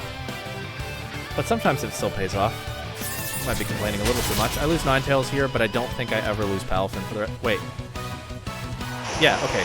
Yeah, disabled, not encore. They can't use Kowtow Cleave. That Iron Head is resisted by Palafin. So I just have to get through this next turn.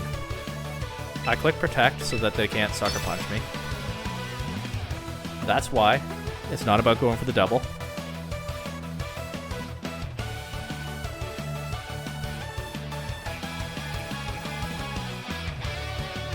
I do get the double. But then I'm just going to click Protect again the next turn, so... Yeah, they went for Sucker Punch. But again, the actual point of clicking Protect twice in a row was to cover for that. I click Protect again, not to go for the triple, though I would love to get it, but to cover for Sucker Punch.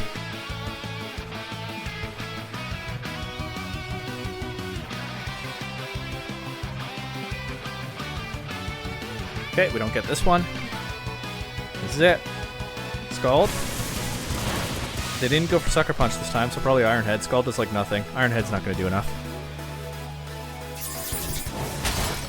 Yeah, so triple Protect was always fine. Like going for Protect 3 times in a row, because I always take a turn like that. In fact, I would take another one. And then if I hadn't gotten the double Protect, I'd just Protect on this last turn. Successfully guaranteed. So that is it. GG's. That was another tough one. That is a 3-0 start to the tournament, but there are 4 rounds left. And then I think top 8 cut, if I make it there. But definitely 4 rounds of Swiss left, and they are only getting harder as we go. But hey, feels pretty good so far. That was a fun set.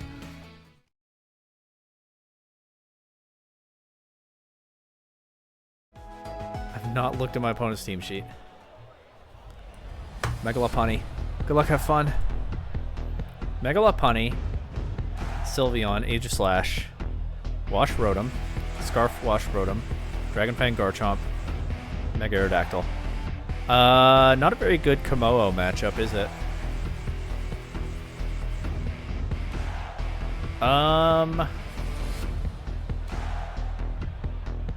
What do I have for this?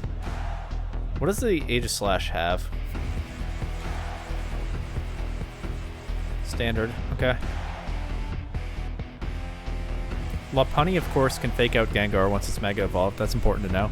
I think it has to be Gengar, Palafin, Incineroar. I'm just not that sold on kommo-o in this matchup. There's a case for Sinistcha, honestly. There's actually a case for Sinistcha. Or... Ninetales is alright here. Sort of. I'm gonna try Sinistcha in game 1. I don't know what's gonna happen. This is tough though.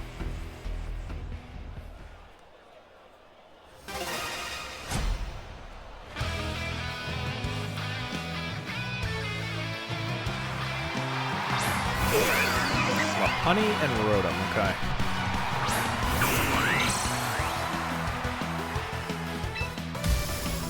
Make sure I'm Mega Evolved. Don't want that happening on stream.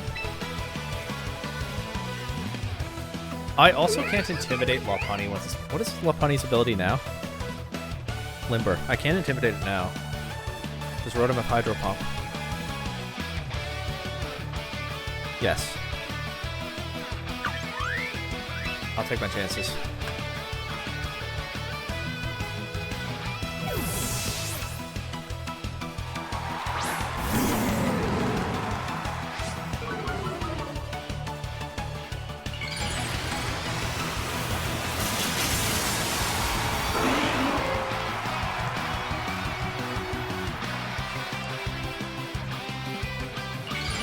Okay. My one Intimidate is Lopunny in this game.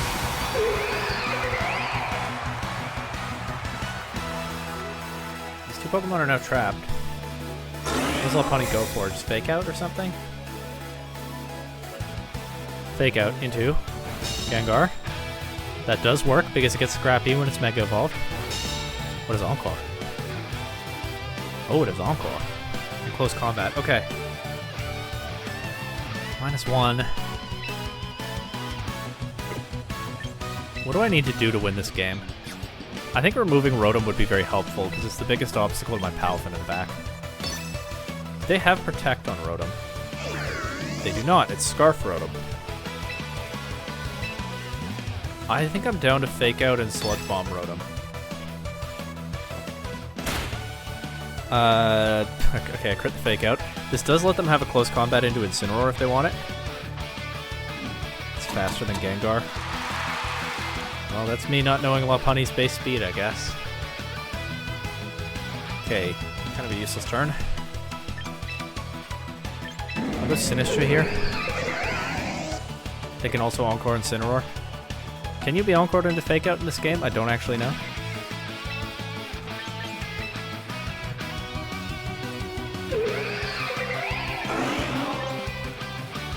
I'll try a Parting Shot if I can. I'm not making 2 switches this turn.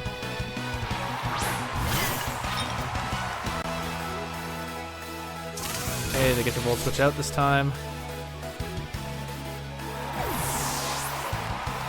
Into?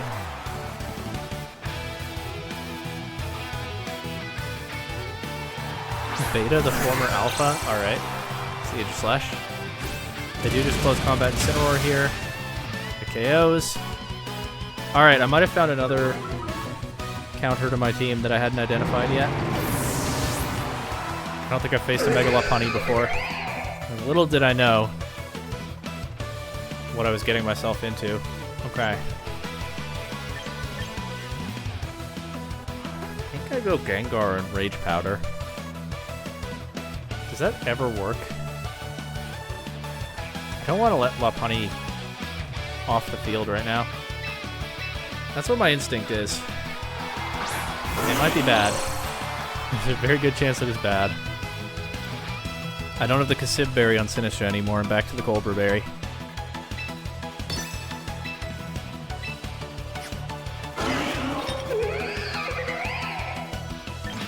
They can close combat Sinistcha.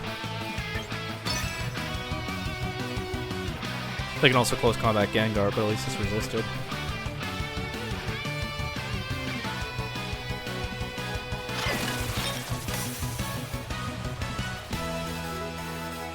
How do I beat Lopunny?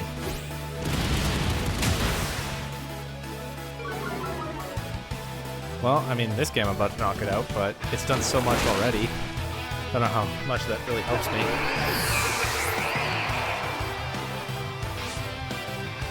Here comes the attack, Major Slash. Poltergeist. Connects. Probably KOs. Yep. They have King's Shield, why wouldn't they? So I can't just recklessly Jet Punch it or something.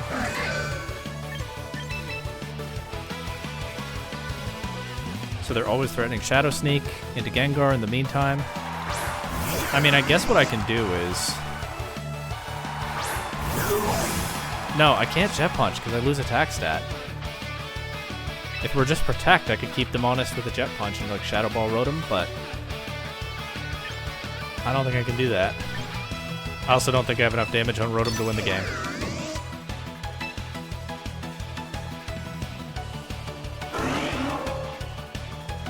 You know what?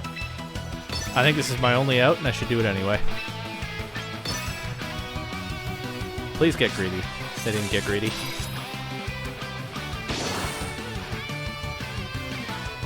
Maybe that wasn't my only out.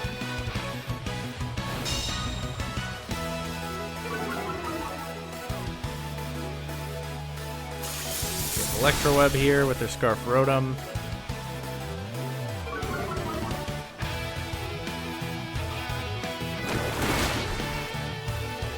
Don't quite get the KO there.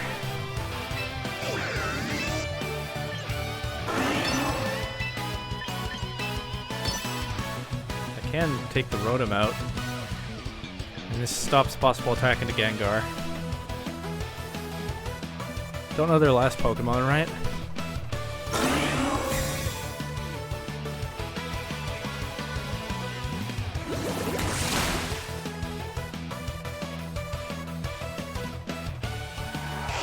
Would Serena over Sinistcha help with the Lopunny? It would stop Fake Out.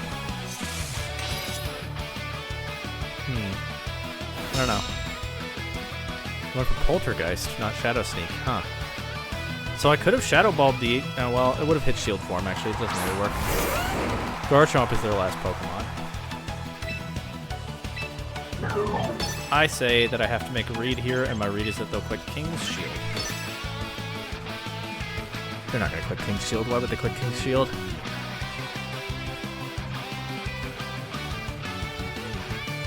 Well, what if they do? They do. Okay. Okay.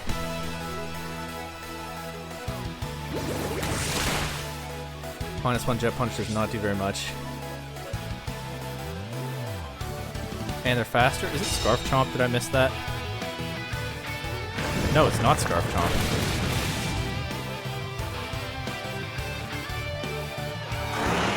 Did Gengar take a speed drop? Oh, the Electro one. Oh, okay. Alright, well, that's GG. I don't know how to beat this team. Gengar did take a speed drop. For those keeping score at home.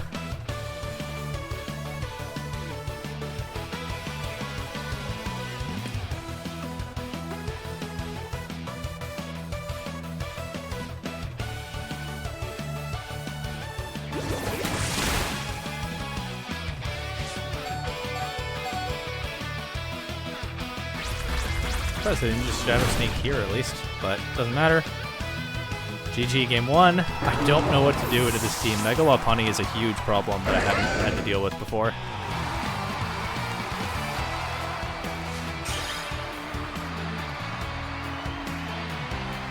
Can I beat it with kommo-o somehow? But kommo-o can get Encored into Clangorous Soul. Or just take a bunch from close combat if I try to Aura Sphere them.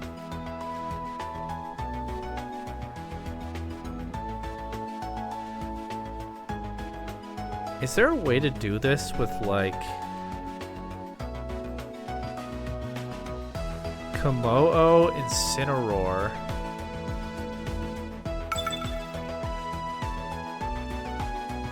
Sinistra, and somebody else? That's not a familiar mode.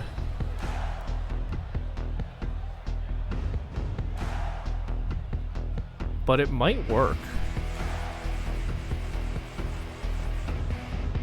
And there's somebody else. I don't think it's Palafin. So how do I get Palafin going here? It might honestly be Ninetales. No, because I don't have enough to. I don't have enough for Aegislash. Oh, this might just lose. This mode might just lose to Aegislash. It probably has to be Gengar. Gengar is actually pretty bad into a lot of their team. It depends on the positioning. I don't think I can bring Ninetales. Can I bring Ninetales? I can Encore disable Aegislash with that. Even then, they have ways to play around that.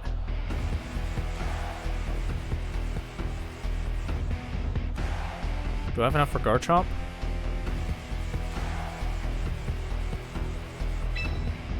Okay, when in doubt here, I'm gonna trust Gengar, especially since they have a Sylveon, so yeah, Gengar's my best answer to that. This is a really tough matchup.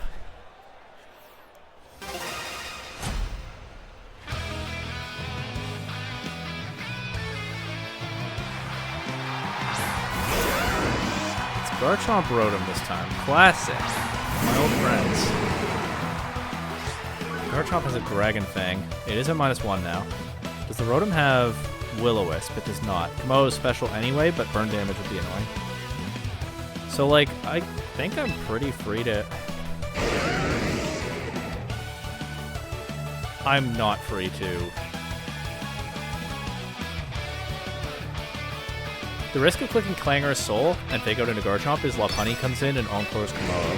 I can get around that with...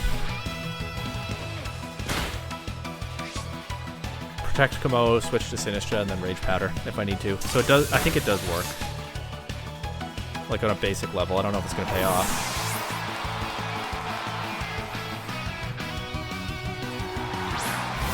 Here's the Lopunny, so that's what I'm afraid of.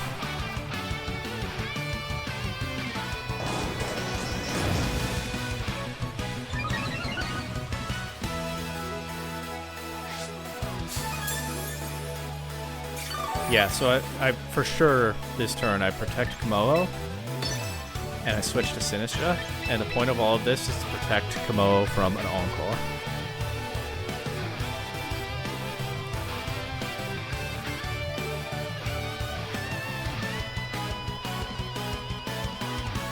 And then Aegislash is still a giant problem if they brought it, which they probably did.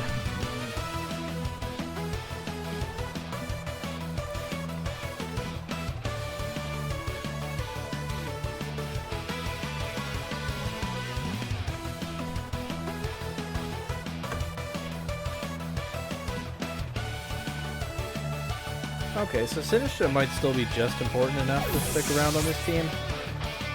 I've been glad to have it these last couple rounds. But again, these are questions for later. There's a Mega.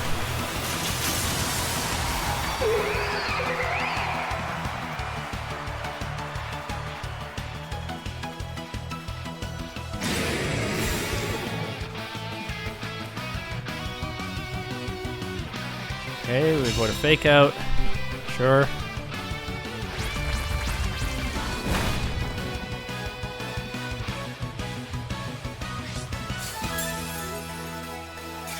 And now it's Clanging Scales, I think, and Rage Powder. Or Sphere into Lopunny is interesting, but I think Clanging Scales is just better, especially because it better covers for any switches. Garchomp will switch out. 4. There it is. I'm still not sure how I beat that.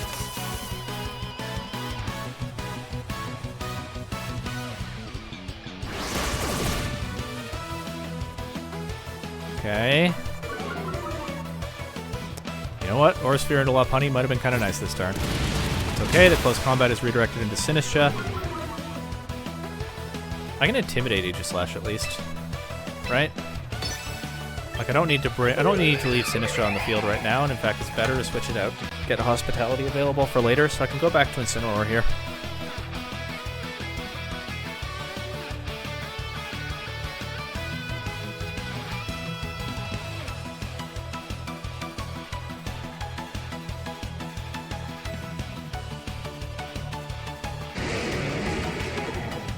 I think Sinistra's doing a pretty good job right now improving itself. Honey switches out. So there's still the fake out Encore threat later, which is also good reason to get Sinistra off the field here.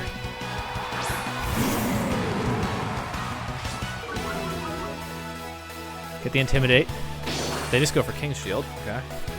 That's interesting. I might want to just Flare Blitz that slot next turn. Maybe.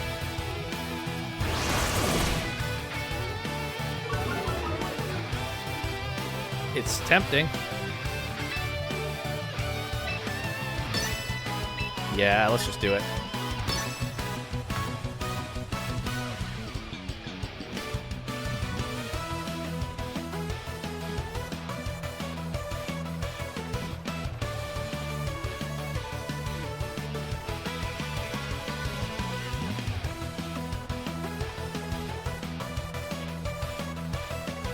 Electro Web comes up first. But it is Electro Web, it's not Hydro Pump into Incineroar, which honestly I was a little bit afraid of. I would love to get this Flare Blitz. Clanging Scales is next. I have been lowering my defense a bunch. Oh, I can still lose to Lopunny after if they get rid of my kommo-o here. We'll move next.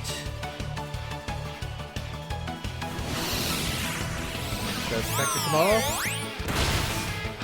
Yeah, maybe so. Okay. Might have still... Oh, they crit me. I don't know if it mattered.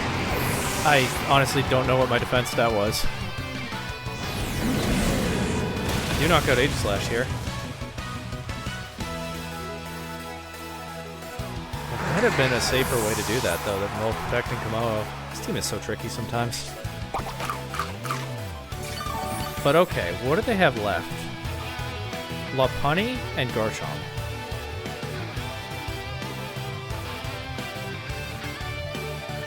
I think I have to go Sinistra here. Which is a problem because they still have the fake out Encore threat with Lopunny. I can't just throw Gengar at them right now. Fake out pressure is gone after this turn. Okay, the problem is how do I beat Garchomp? Sorry, I wasn't being very clear on that. The problem is how do I beat Garchomp, but it is also an issue.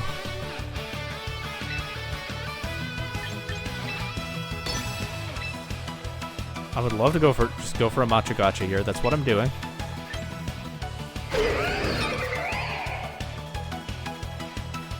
I would love to take out the Lopunny if I can. I think I'm going to take too much damage this turn and lose the game, but I don't see another way.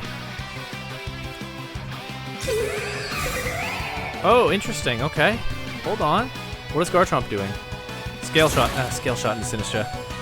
That had a chance to miss, but it didn't miss. That's probably game. I don't think I can beat Garchomp now.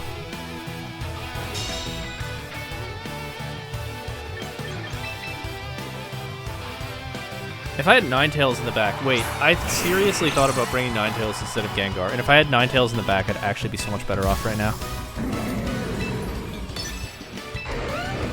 Oh, I kind of almost had it, sort of, maybe.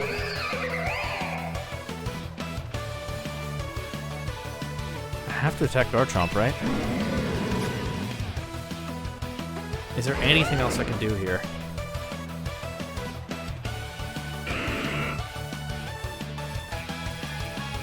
Protect Gengar and Parting Shot Garchomp, but I can't do that because of the Encore threat.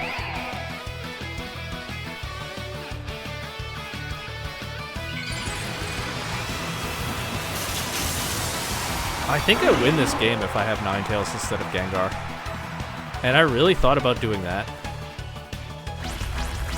It would have been the first time with this team that I ever didn't bring Gengar to a game. Why are they still...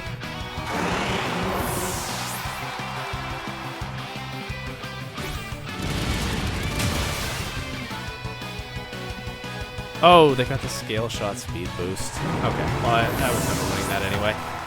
Alright, GG's to my opponent. That was a brutal matchup.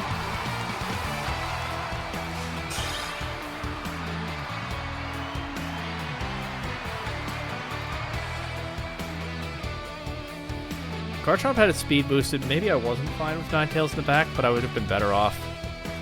That would have been my first time not bringing Gengar to a game with this team, and I was too scared to do it. But it would have been better, I think. I don't know if I would have won. But also, yeah, if I just preserved the kommo-o better against Aegislash. So there were a couple of decisions there. That game came down to some tight margins. There were a couple of decisions that I just could have made differently.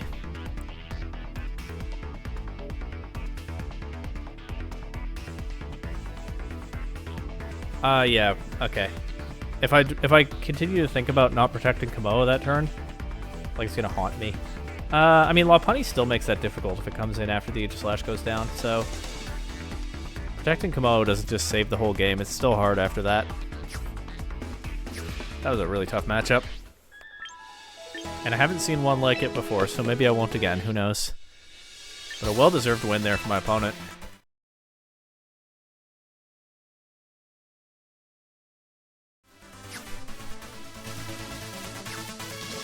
Wait, why is there an Incineroar on the treadmill? I don't think I've seen that before.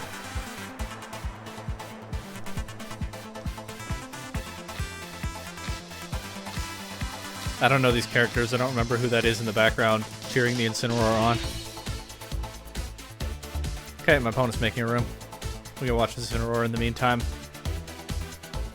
And hopefully it'll put that exercise to use in this set. Okay. Calm Mind Floette, Charizard Y, Sinistcha, Sneasler, Aerodactyl, Kingambit, Sash Aerodactyl. With Tailwind, without Wide Guard, Black Glasses, Kingambit, Protect, Sucker Punch, Kowtow, Cleave, Iron Head. Battle Pass? Oh, that makes sense. I never thought about getting that because honestly I just didn't really know what was in it. Okay. Palfin's super good here. Gengar's pretty good here. I think it's these three, as it often is with this team. And then maybe just Ninetales. What does Ninetales do other than give me some weather control, which is pretty good? Ninetales can disrupt Floette setup if they get that going. Sinistra's not terrible here to give me some cover into King Gambit. Kommo-o's okay apart from the Floette. What do they have on Charizard? Heatwave, Weather Ball, Solar Beam like all the other ones I faced today. My gut said Ninetales. I'll go with Ninetales for game 1 at least.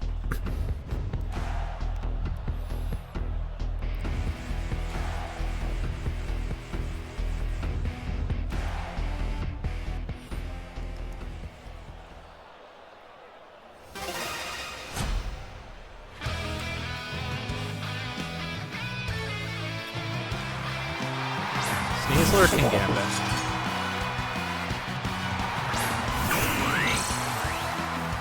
My plan to just switch Incineroar in might be in a little bit of trouble. This is where it might have been nice to have, honestly, Kommo-o.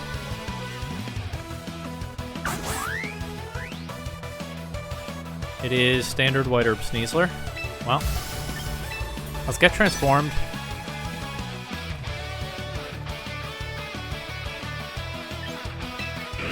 And I'll switch to Ninetales just so it's not Incineroar. I think Ninetales is the least important Pokemon in this matchup anyway.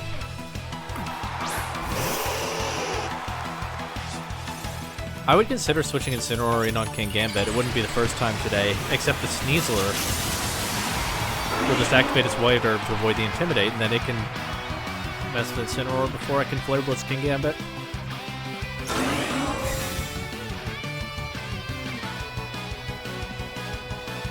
Go straight for close combat. It hits Ninetales and knocks it down to the Sash for the crit. Okay.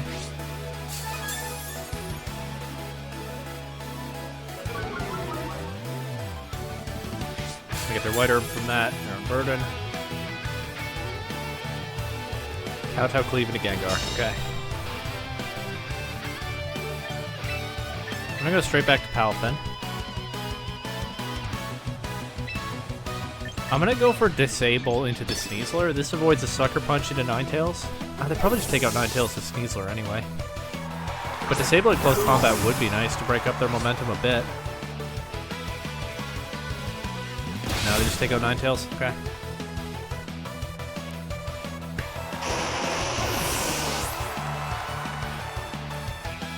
And then Kowtow Cleave. Wow, I was really behind from turn 1 in this one. Just do so much damage with everything.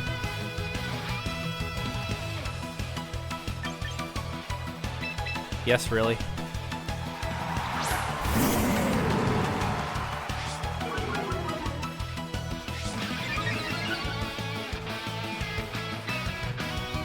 I think we just go aggressive now. Take a Protect King Gambit, but what if they don't? But I just need this to work out somehow at this point to stay in this game. I think I do bring Kommo-o to game. And I get Finish Chain for Rage Powder positioning. I think I need Kommo-o for these kinds of positions, even though it's so afraid of the Floette. Can't protect, can I? They can just Rage Powder. But okay, I'll make them actually do it.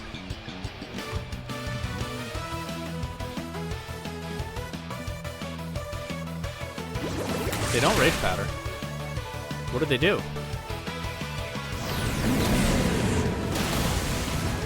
I get rid of King Gambit. I don't know that that's enough to win this game, but it's a start. Is it just Matcha Gotcha? Trick Room. I see. Alright, well that's a problem, but, I mean, it's one of many at this point. And he was Floette. Okay, I see.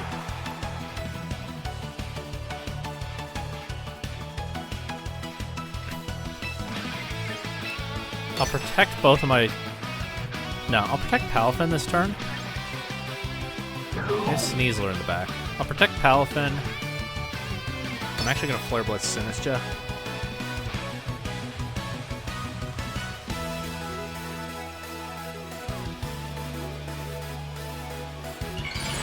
protected Mega Floette.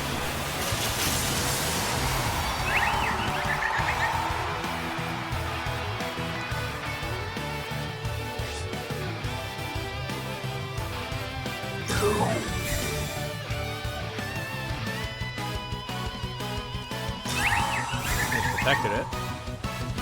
So I was kind of free to attack it there if I wanted, but I didn't believe. Okay, is it Macho Gotcha this time?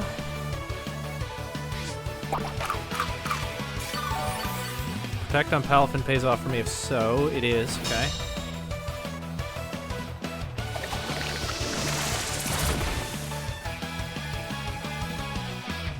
As much as I'd like to Jet Punch Floette, I actually think my better play this turn, because I don't want Palafin to take a Dazzling Gleam while they just Rage Powder. I think it's switch back to Gengar here and Flare Blitz Sinistcha again.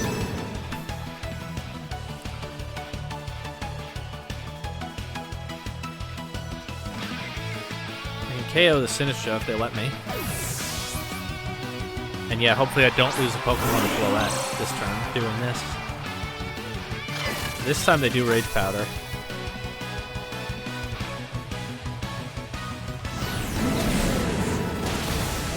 They do take out Sinistcha. What does Floette do?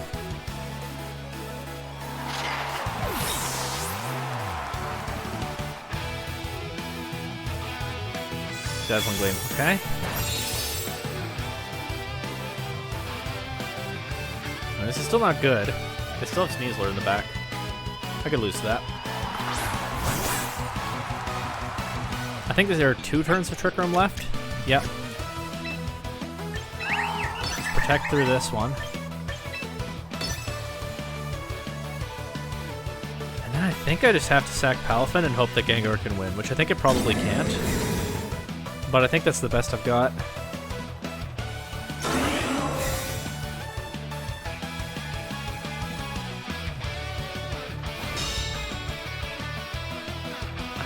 You know what? I was probably fine to... No, I wasn't fine to Sludge Bomb Floette this turn. Never mind. I think this was the best I had. I'll click Parting Shot into Floette, but I don't think they'll actually let me execute it. Well, Trick Room is still up, right? So, if they Moonblast that slot again, they take up Palafin, Incineroar will go next.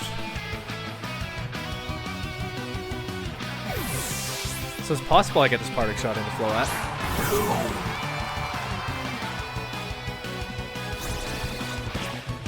Oh, I'm slower than Floette. I didn't even think about that one. That means I'm bringing Gengar right back in on its attack, though. I don't know if I like that either. If it's Dazzling Gleam, I might be okay. Maybe. Probably not. Maybe. It's Moonblast into Palafin? Okay. Okay, is it close combat from the Sneasler? Dire Claw. It's mostly ineffective. No status. Trick Room's over.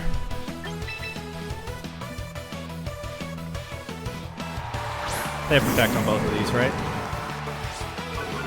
Yeah. Well. I mean, I think I just fake out and Sludge Bomb Floette, right?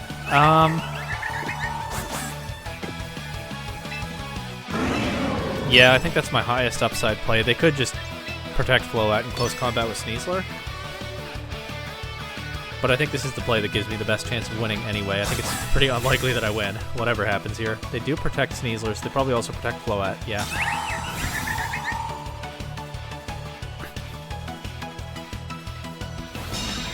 Okay. This turn, I think what I'm going to do... I just lose if Gengar goes down to a Moonblast here. Is there any upside to protecting Incineroar? It keeps it around longer, which complicates things a bit for them. Perish was the play there? How do I get through the turns? I don't think I do.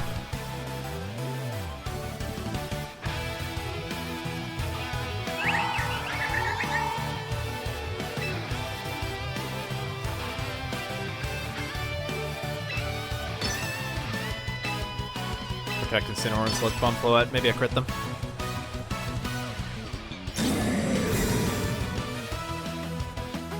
I guess, actually, yeah. if I just perish and then spam protect for the rest of the game, it's a very small chance of winning, but it might be better than this. Yeah, okay, Gengar gets knocked out by that. Oh, it doesn't. What?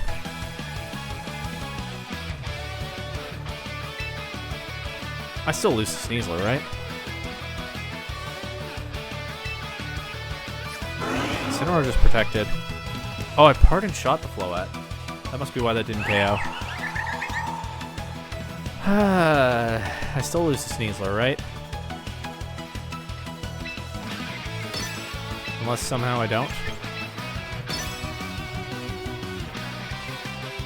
Yeah, Perish probably actually was the best chance of winning, although it was still a very, very small chance.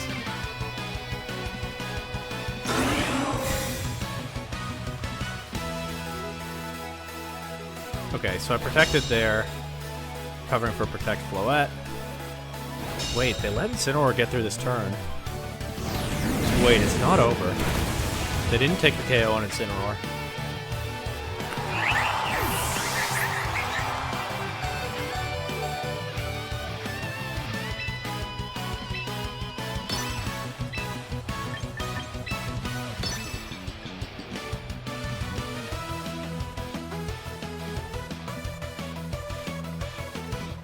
They don't have their own burden, because they switched Sneasler out since they activated it.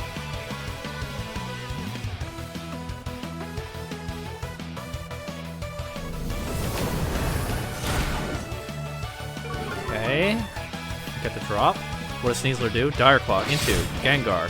KOs. I don't know what happens if this Flare Blitz takes both of us out. I often forget those kinds of interactions.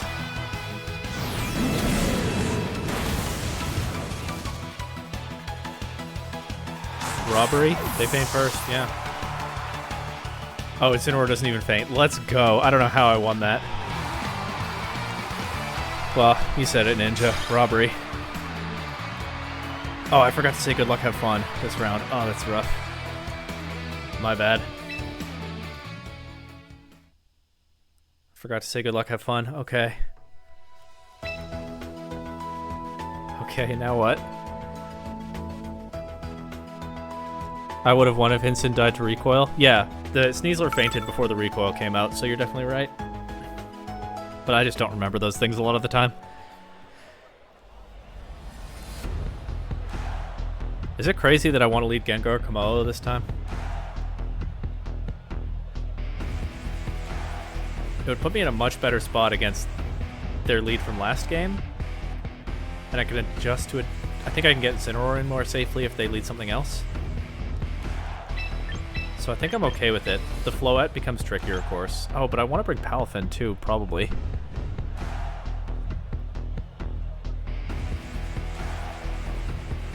Probably. Alright, well, let's try non-lead Palafin. Might get awkward. Well, let's see. Maybe I could have led Palafin kommo-o. Oh, I could have led Palafin kommo-o. I didn't think about that.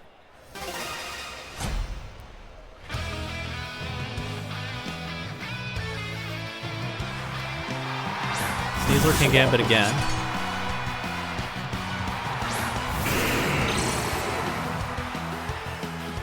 They can fake out kommo-o. But, like, what else do they do if they do that? Nope. I've already had a game today where I forgot to Mega Evolve. We're not doing that this time.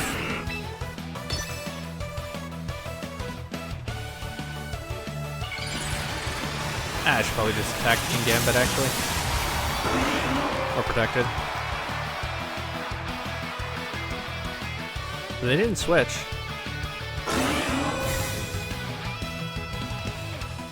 Which is interesting. They protect King Gambit. That King Gambit could be pretty vulnerable next turn. What's this item? I think it's Black Glasses? Oh. Right, that's why that doesn't work. I've run into that one on the ladder before. It is Black Glasses, King Gambit.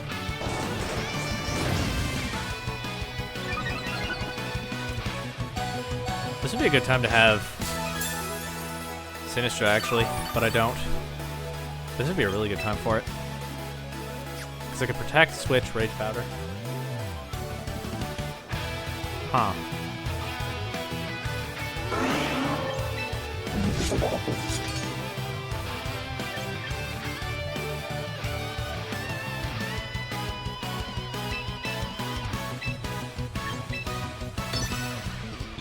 It is awkward, yeah.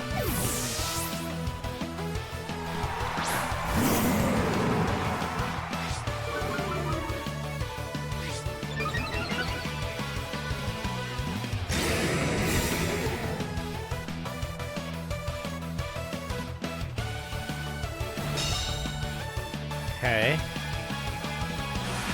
Kowtow Cleave goes into Incineroar, even at +1, I think that's okay. I'm about to just lose kommo-o to a Sucker Punch, aren't I? Because what I'm doing here is fake out Aura Sphere.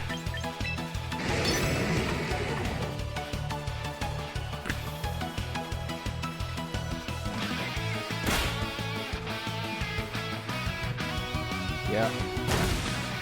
Well, I tried. If I brought Sinistra instead of Palafin, I'm in a way better spot.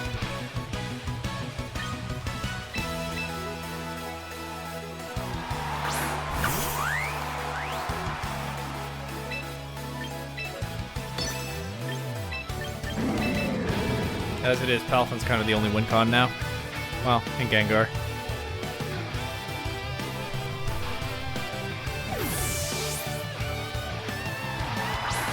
I need to get more used to sometimes just attacking with kommo-o and not going for the setup. Sometimes I go for the setup in positions where it doesn't work.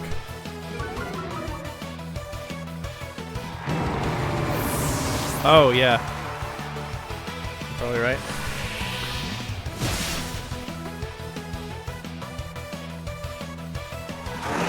Alright, so that's... I'm gonna hit the forfeit button. That's GG on that one. I don't think it's worth sinking more time into this game.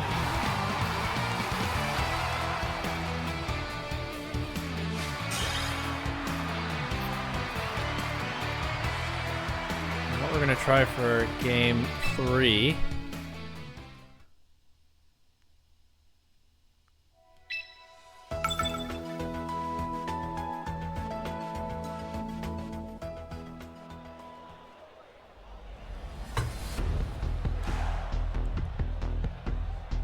I almost want to leave Gengar behind, but I think I need it for Float.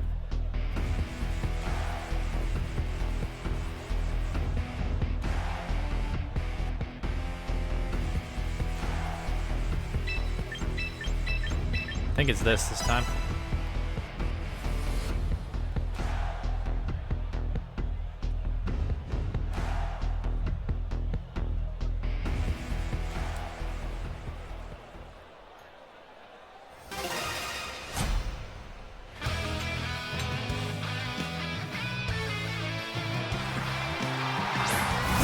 Azelor can Gambit lead again.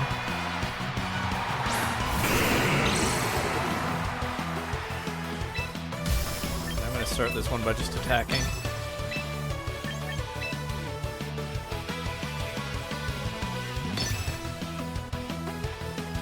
Maybe I should protect tomorrow. Too late.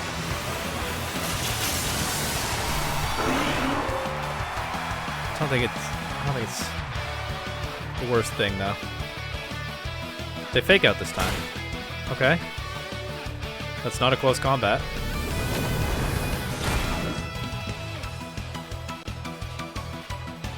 But they also Kowtow Cleave, I assume, so I lose Gengar and I probably lose to Float now.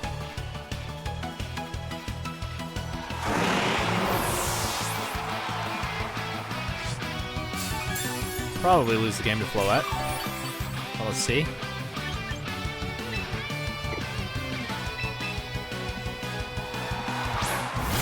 It has to be Sinistra here. And I think I have to just send it.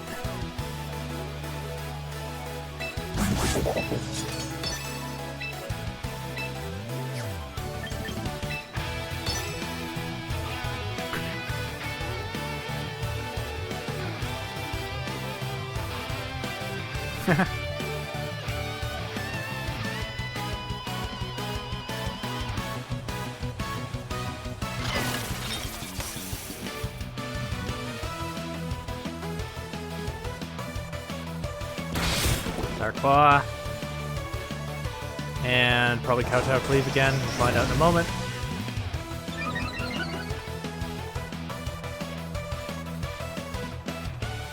It is. This might not KO.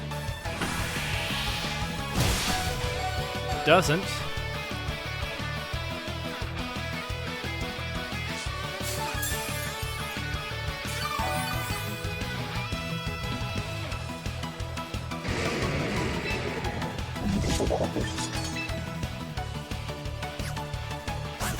If I still had Gengar, it'd be in a good spot, but I think I'm in a bad spot instead.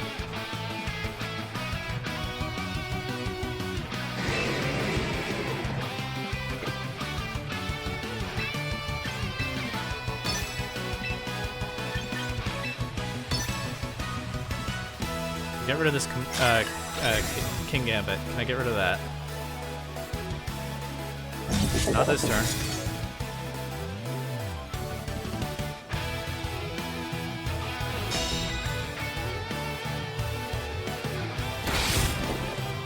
That did a lot. Why did that do so much?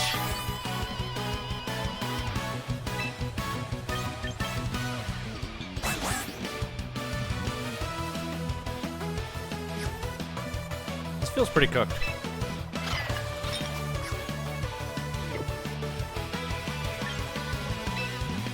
There might be a way. If they expect a Rage Powder here, which was the first thing I thought to do, maybe I can get another Hospitality after this turn. I still think I lose to Float.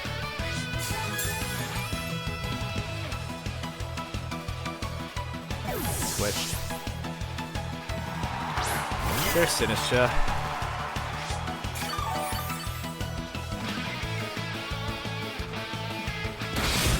Claw and Sin for a bunch of damage. Why is the Sneasler doing so much damage?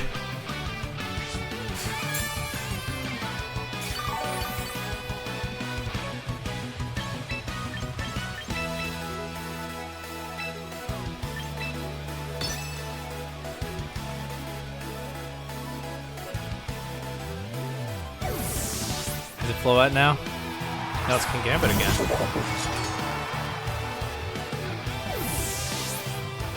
Maybe they didn't bring Float, but I think they did. But I guess it's pretty safe for them to just save it in the back. Back to Sneasler. Oh man.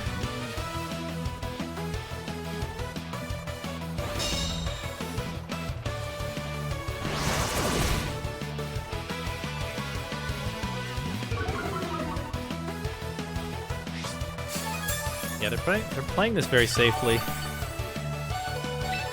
There's not really much I can do about it.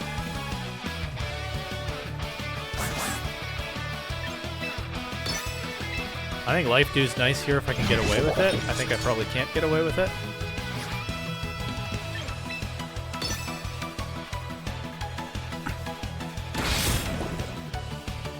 That does so much.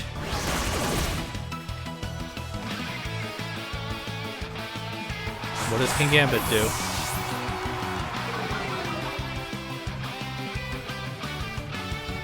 Oh, Life Dew comes out first.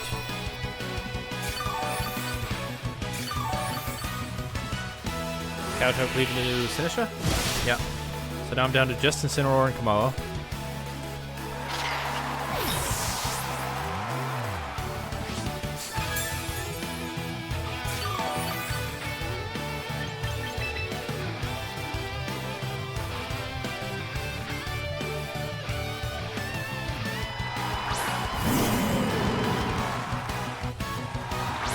There's the Float, finally.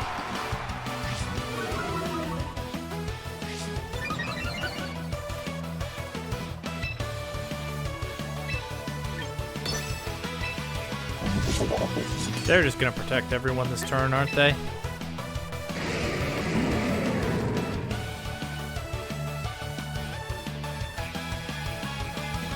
Well, what else can I do?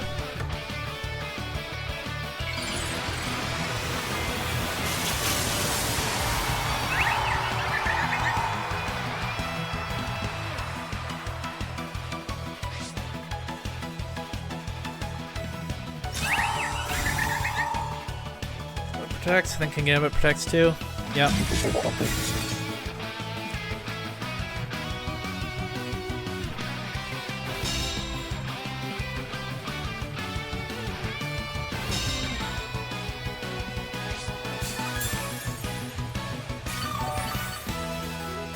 Alright, show me an extra special double super crit and a burn.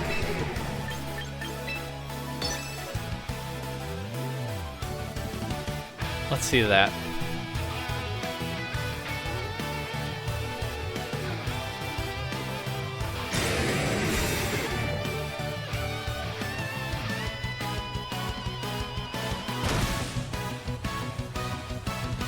Well, I think they called which Pokemon would be attacking this turn.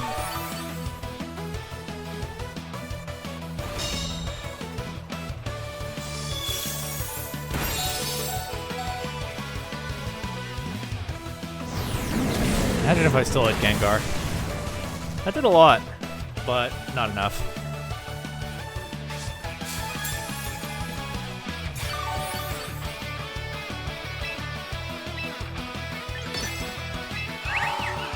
I think there'd be a chance here if that had burned. No. Like a tiny chance. Non-zero.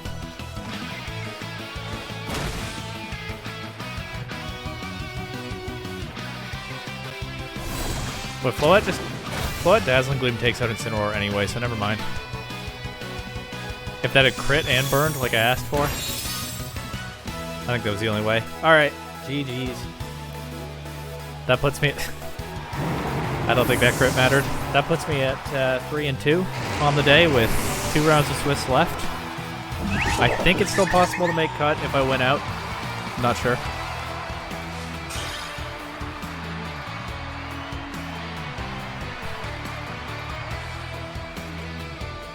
Oh, when I robbed them in game 1, they had misclicked. I just noticed now that they said that in the Limitless chat, so okay.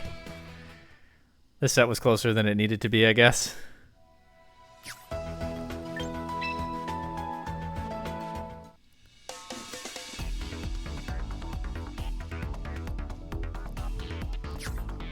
Let's get Incineroar back on that treadmill.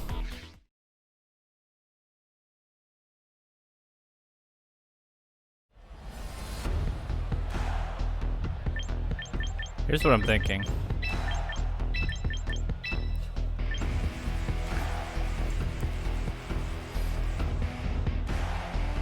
Their only fairy is Ninetales, and it doesn't have a fairy attack, but it does have Blizzard.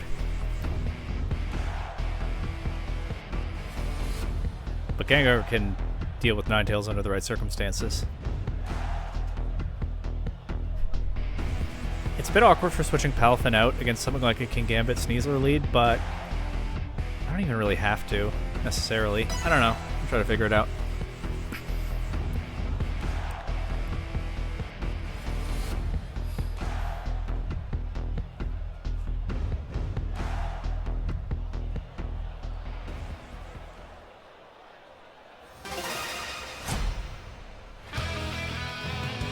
Mamoswine Admirer. Okay.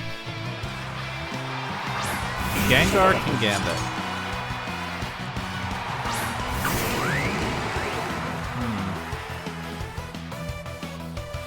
What does their Kingambit have? Black Glasses. Oh, this one has Swords Dance instead of Iron Head.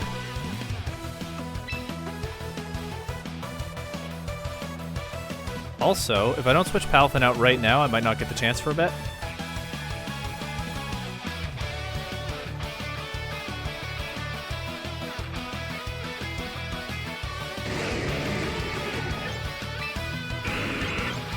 Alright, I mean, I know what happens when I switch Incineroar in on Kingambit, but I think it's worth it.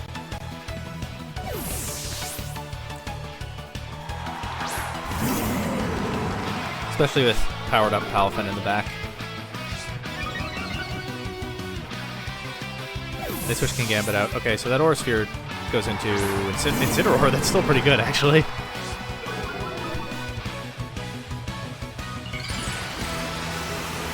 They'll Mega Evolve Gengar here.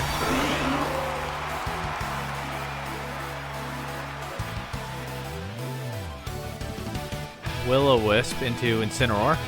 Trying to hit Palafin. Okay, good thing I did switch Palafin. Bunch of damage to Incineroar right away.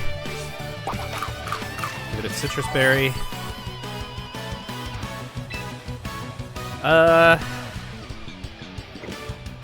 I think here I'm down to just Parting Shot Gengar.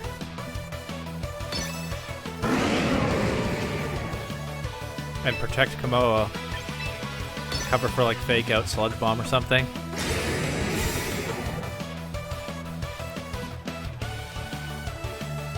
Fake out goes into Incineroar. Okay, fair enough.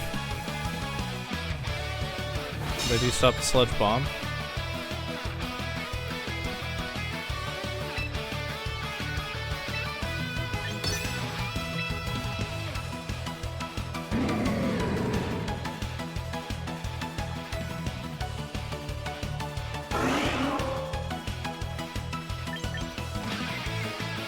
Let's just see what a Clanging Scales does. More damage, the better. Okay, the Sneasler comes in. Both of us brought the mons that the other player doesn't have, which makes sense in a mirror.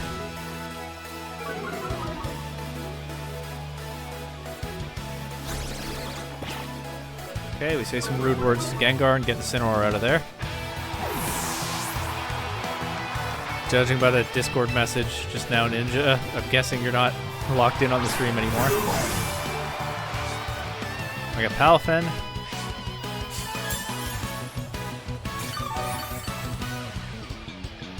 They fake out on Sneasler? I think so. Yeah. Every Sneasler I've faced today has had the same moves. Although that was, I think, true of King Gambit until this round. And now it isn't anymore. They just switch it out. Oh, they're bringing the fake out Blender. Yeah. Ah, I could have just Jet Punched somebody. Well, okay, they also protect Gengar. So it's not like I could have Jet Punched that.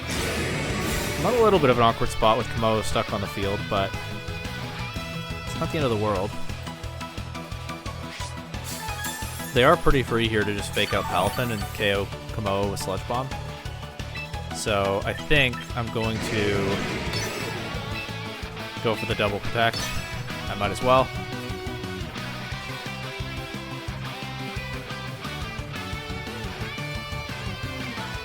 I don't get it. But it is fake out into Palafin. And Sludge Bomb into Kommo-o. I was right, so okay, well, Kommo-o actually survives but gets poisoned, so if I click Clanging Scales here, I would have gotten one more attack off.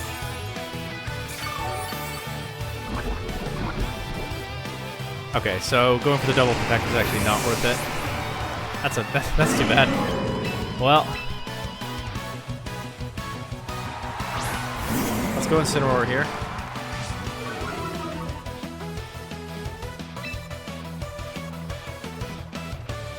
And I think I'm actually down to Jet Punch their Incineroar and Flare Blitz Gengar. I don't know what's going to happen. They're probably going to switch something. But yeah, let's see.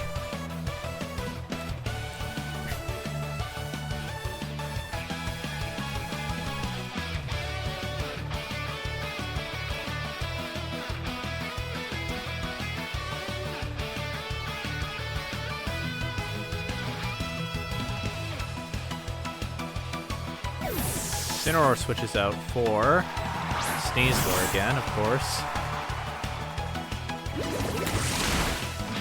But Jet Punch knocks that out with a crit. We take those, I guess. What is Gengar doing? -1 Sludge Bomb into Palafin. Doesn't poison. Gengar drops Flare Blitz. Okay, it's just Incineroar and Kommo-o now. The problem is, what I have in the back is Incineroar and King Gambit. The problem is, what I have in the back is my Gengar. Which is just bad here. I could probably just sack it, actually. I think that's okay. I don't know if I have enough resources left to win this. But I think that's how it starts. I get rid of the Intimidates on Palafin. And I think I'll just Flare Blitz their King Gambit if I can. They could fake out my Incineroar.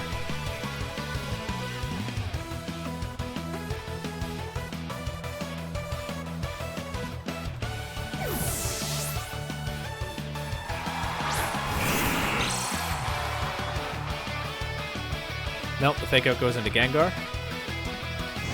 Flare Blitz comes out next. It is -1. I think it's -1, minus at least 1. It does some damage though to King Gambit. Just go for Swords Dance. What a menace.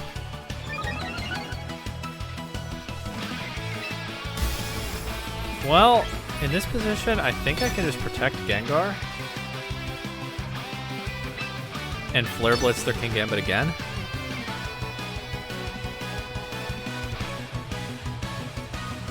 I could probably have perished here, actually. I don't think Perish is how I win this game. I think it's with Palafin. But I think it would have been safer to go for Perish here.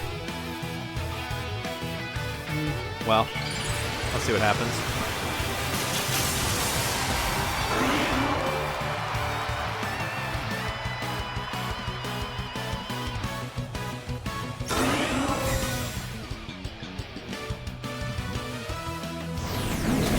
Flare Blitz comes out.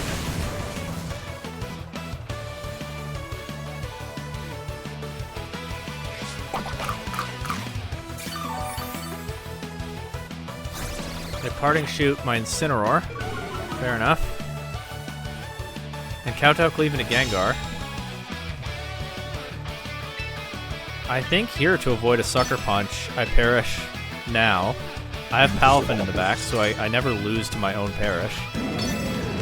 And if Flare Blitz can Gambit again, it might protect. But it loses to Palafin at this point anyway. I don't think they can beat Palafin now. I'm just trying to be a little bit careful.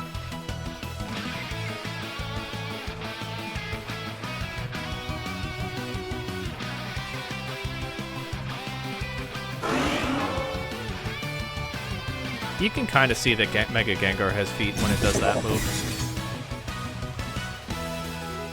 But I guess you have to use Fissure to really see what they look like.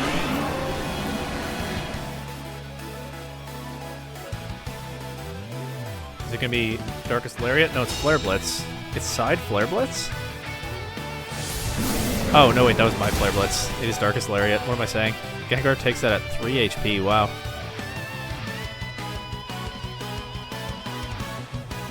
But yeah, I don't think they can beat Palafin now.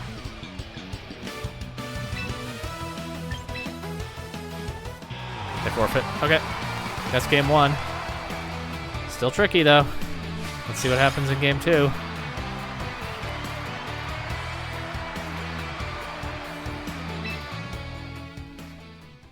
I liked the way I led that one. Or I liked what I brought to that one generally, is what I mean.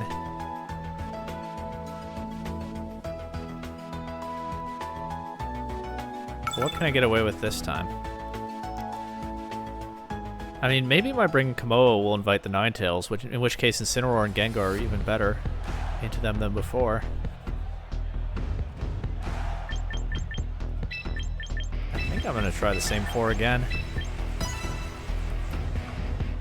There's honestly a case for my Ninetales, but no, there's not that good a case for my Ninetales, actually. There's an okay case for my Ninetales, but I don't really... Encore Disable could be disruptive in the end game. But I think what I had last game was fine.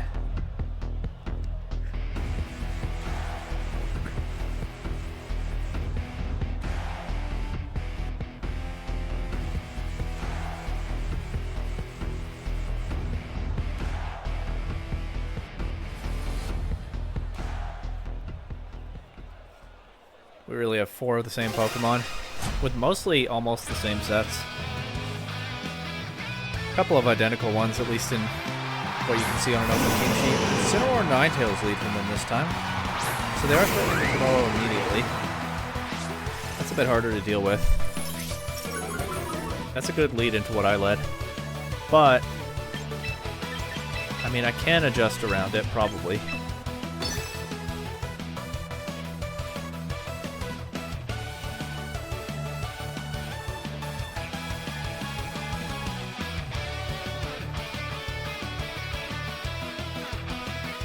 Palafin's so cute before it transforms. Glad we got a little bit of a look at it there. They switched Ninetales out. Interesting. I was kind of afraid of Ninetales with kommo-o stuck on the field for a little bit. I will give them their white herb here, unfortunately. I guess that was pretty obvious Incineroar switch, but it probably is still for the best that I made it.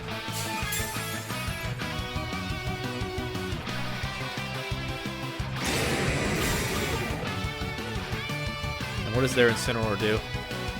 Parting shot into my Incineroar makes sense. Is that bringing Ninetales right back in? Wait, that's not a very good position for me, actually. That's a little bit hard to deal with. Okay, well, let's try Fake Out on the Sneasler and switch Palafin in. If they fake me out, then at least their Sneasler isn't doing anything else. Palafin will take a Blizzard, no problem. The question is what I do after that.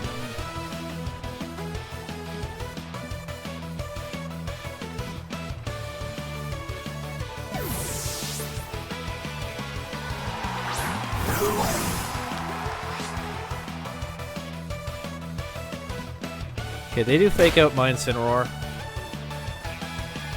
I guess covering for a Flare Blitz or something, probably. And then Blizzard.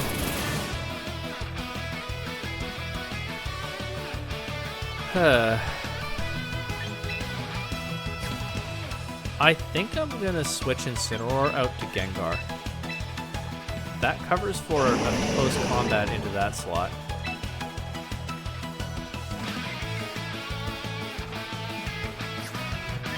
And I'm going to try to Wave Crash the Sneasler.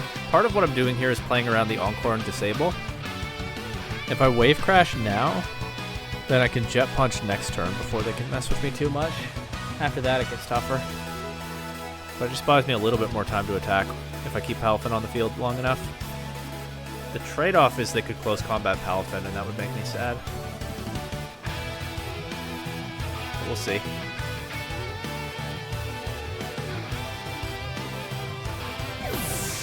Tough position.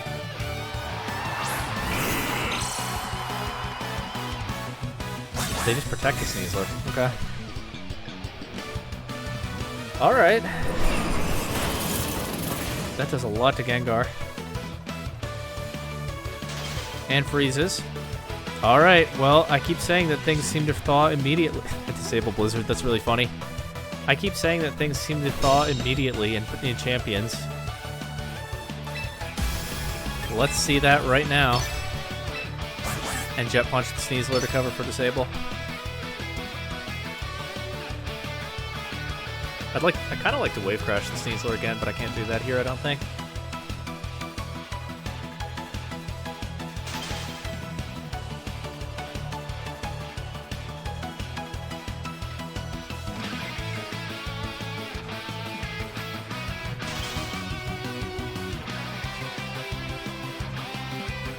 Ninetales switches out, makes sense. Incineroar gets intimidated into Palafin. Gengar will Mega Evolve, but will it thaw?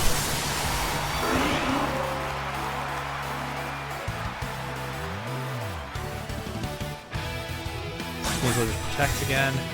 Isn't that a double protect? Well, they got it. Good for them.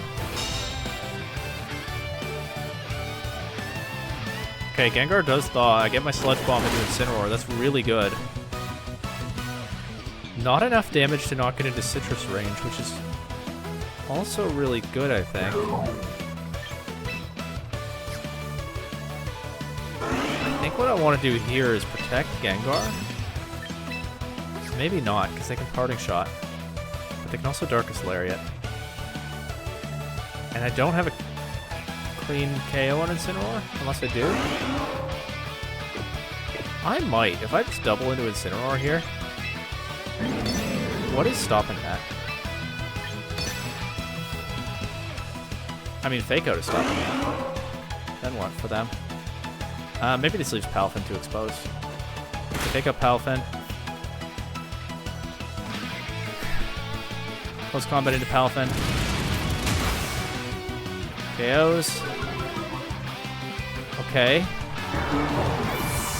But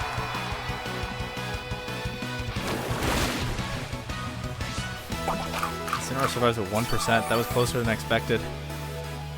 But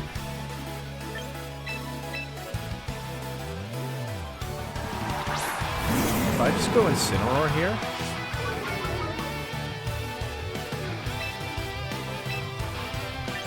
Sludge Bomb Incineroar again and Fake Out Sneasler, and and then I look to position Kommo-o back on the field. There are surely still ways I can lose this, but there should be a path.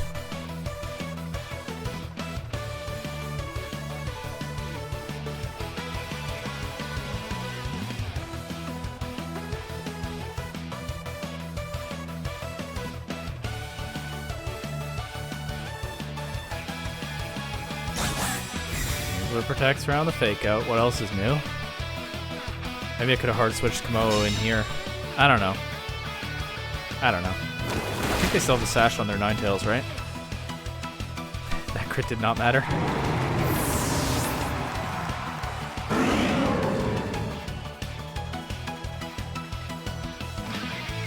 You know what could be a problem here is their Gengar. Now they've let Palafin go down. And here it is. Now mine is max speed.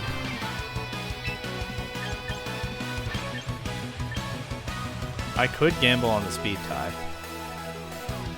I probably shouldn't, right? If it even is a speed tie. No, I think Gengar's too important.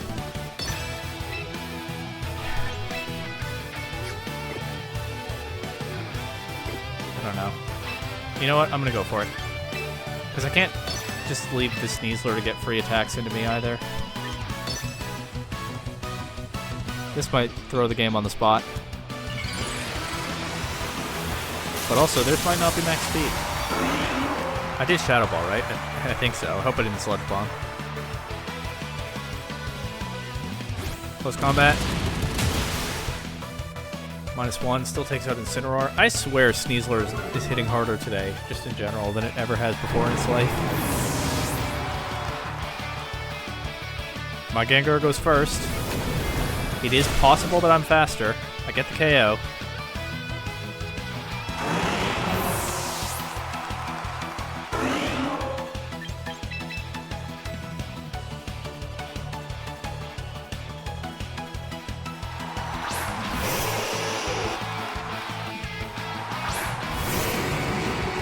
Ninetales back. With the sash.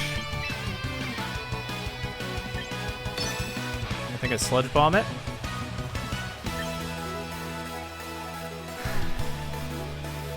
And as much as I don't want to protect Kommo-o, I think that's what I do. I could still lose this. Poisoning Ninetales would be huge.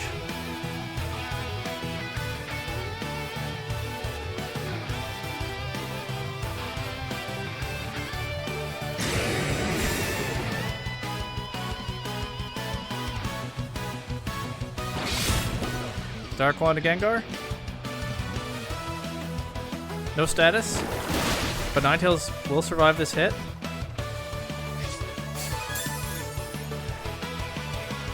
I think I lose. If this takes out Gengar.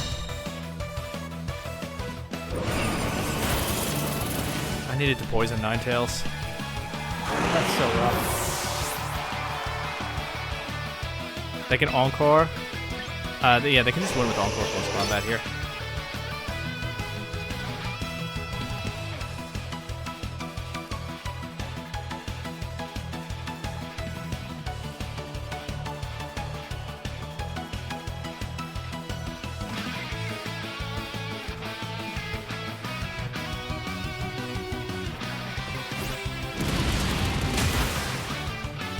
Close combat does so much, but it does lower their defenses. But they're gonna... They get the Blizzard. They can also just do that, yeah. Okay. Alright, we're going to game 3. I don't even know what I'm doing at this point. We're going to game 3.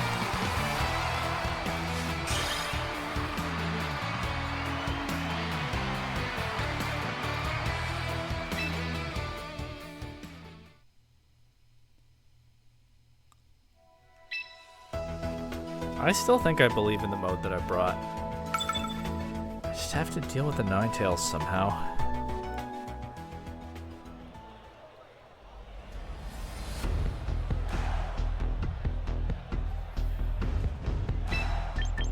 I'm going back to Gengar Palafin lead. I think getting Gengar into the game early, this could backfire pretty badly if they just do like Sneasler King Gambit again. I need to get Gengar into the game earlier.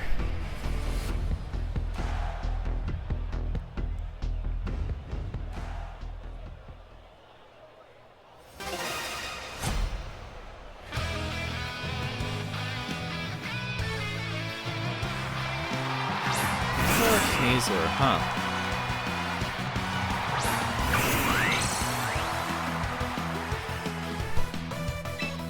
I don't even know.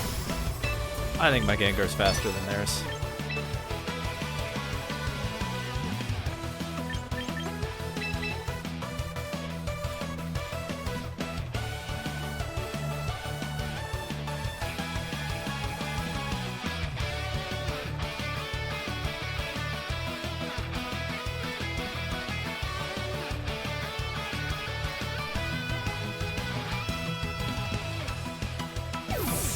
Switched it out.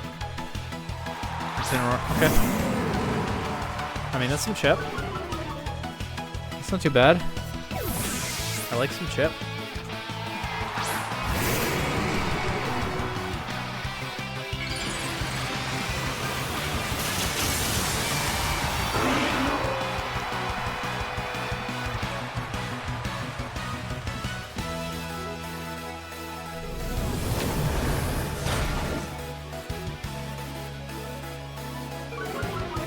Drop too. Close combat into that slot makes sense. Could have caught Incineroar coming in. It didn't. Trade-off is they do a lot to kommo-o. Get their Unburden off of that.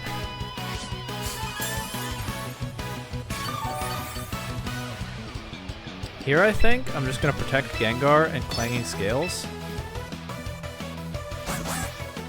That doesn't work, does it? I can protect Gengar and switch to Incineroar.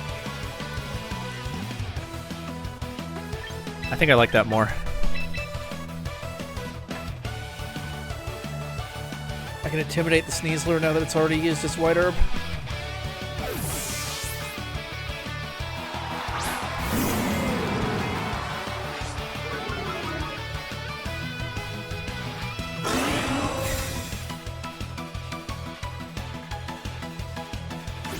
Close combat again. That does more than I'd like. I swear every single Sneasler today is hitting harder than I expect. Something about that Pokemon is not computing for me today. Okay, now I fake out their Incineroar. And I Sludge Bomb it. And I'm calling that their Sneasler protects.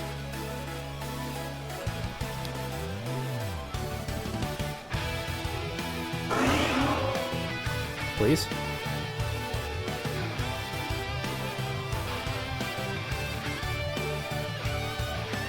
It'd be crazy for Sneasler not to protect here, right?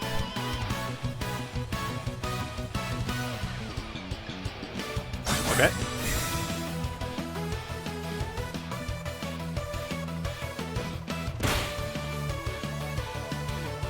And I got the defense drop, or special defense drop, right? That actually KOs. Okay, let's go. No more Intimidates.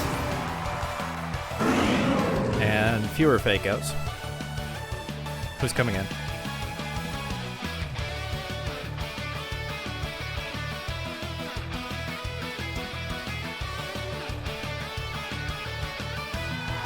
Ninetales.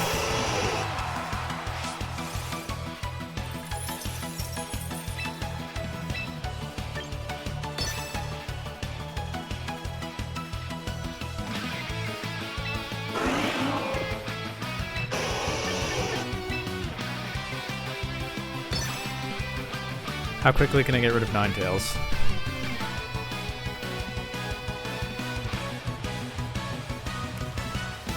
Sneasler is not very threatening into Gengar, except Dire Claw. That's a pretty big accept. But you know, I'm trying to play the odds best I can here. Dire Claw will come out. What'll it do? Just damage, nothing else. Knock Ninetales down to the Sash. That crit didn't matter. Sorry I bumped the mic there. No poison, okay.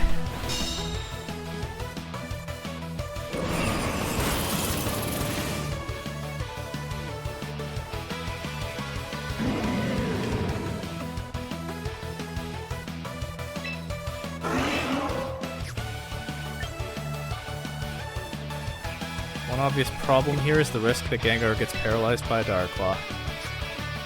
If that's what they're going for, I'm going to try Protect and Flare Blitz Sneasler. Maybe that plays a little too fancy. Might backfire.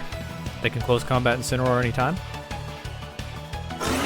They also probably want to get out of the trap, though. That might have something to do with the way they're playing this. They do close combat Incineroar, never mind. Okay, got that one wrong. But, actually, this gives me Palafin, and I think I'm fine to just Jet Punch Sneasler and Sludge Bomb Ninetales, right?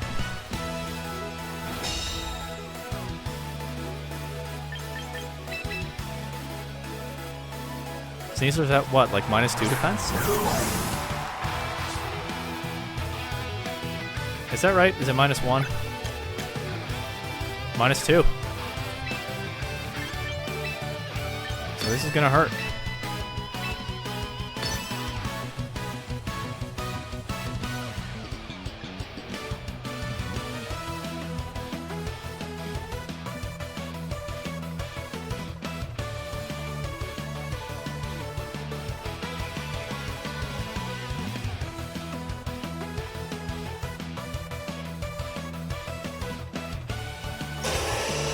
Attacks, sure.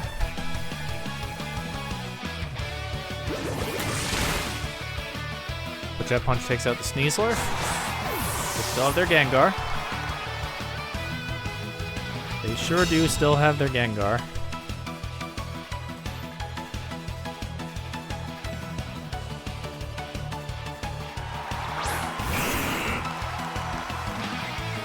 I'm still choosing to believe that I'm faster. I think there's an excellent chance that's actually true. And I'm Jet Punching Ninetales here. Get rid of that. It's just protected. And I can't have it disabling my Jet Punch or something.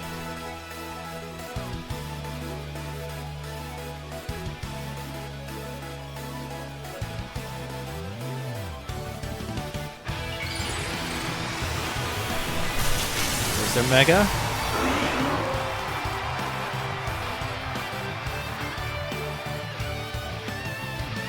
Jet Punch will take out the Ninetales.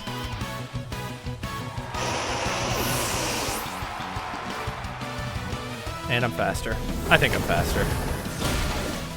That or I won 2 speed ties. Alright, GG's.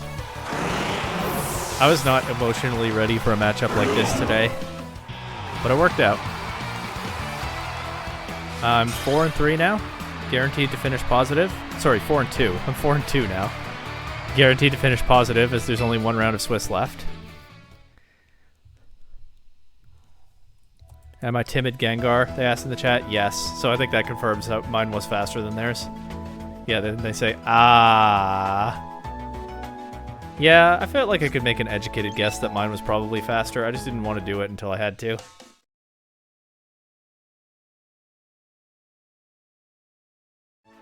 Okay.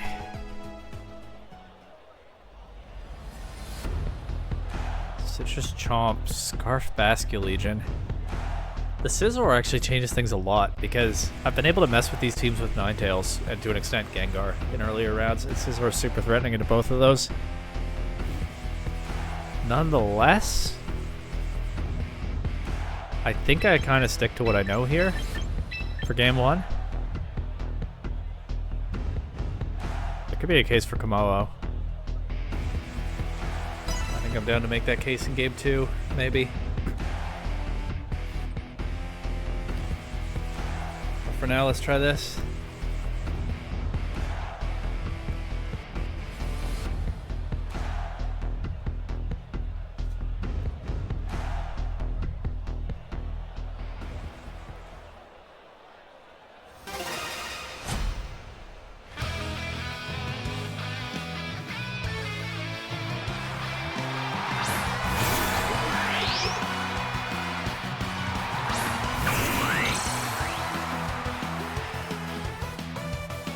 Okay, Basculegion right off the bat. Oh man. And Glamora.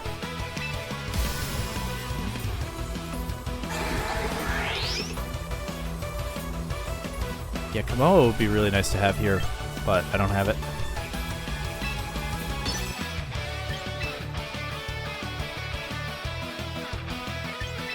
I think I'm just going to go for the least important mon right now, and that's Ninetales.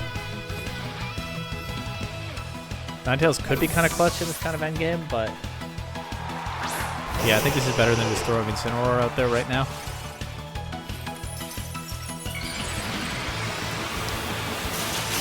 If I did something like this again, then I could maybe lead kommo-o with Gengar. I don't know. Or with Palafin. Okay, they just flip turn Basculegion out. That does a lot to Ninetales. And who's coming in? Charizard? Scizor? Probably one of those. Whimsicott. Okay. Earth Power to Ninetales. Maybe they thought Incineroar was coming in, which is totally fair. They can only Earth Power one thing now. I'm down to try to what is the Whimsicott's item? Rockberry? I'm down to try to remove this Whimsicott. Oh, they can Encore me. They can Encore Gengar. Okay. Well, is that what they want to do?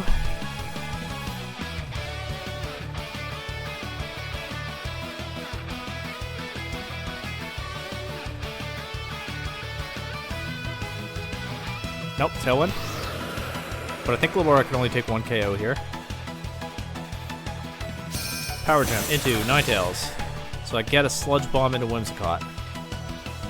So I trade Ninetales for Whimsicott. I think that's good, but obviously things are still difficult after that.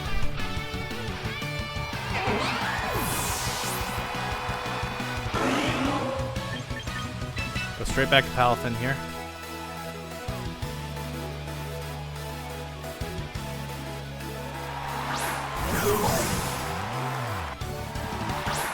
On their Charizard.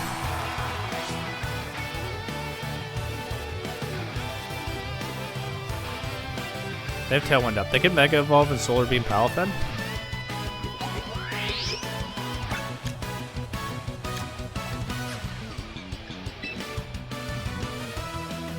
Yeah, they could do that.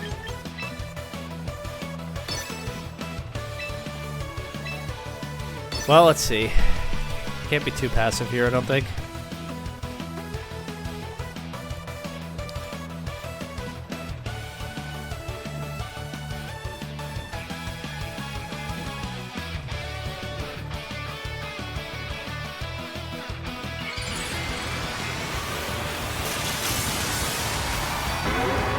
Jet Punch still does a lot to Charizard and Sun.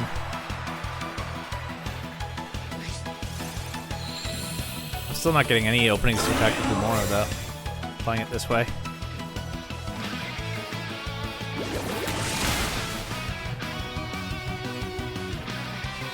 That's a bulkier Charizard than some of the others I faced today, I think. But yeah, it still takes more than half from Jet Punch and Sun, but they do Solar Beam.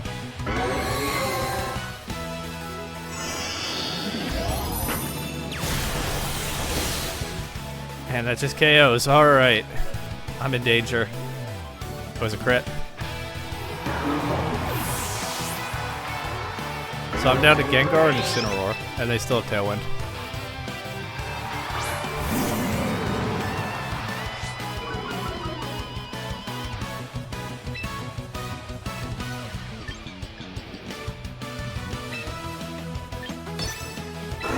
I'm gonna make a call here. The call is that Gengar is not knocked out by Earth Power, but hey, maybe it is. I don't know. This doesn't even work anyway, does it? Well, it has to. I think I just don't have enough. I think they just have too much damage relative to me for the rest of the game. They Power Gem Incineroar, so there's actually no damage on Gengar this turn. Finally get damage into Lamora.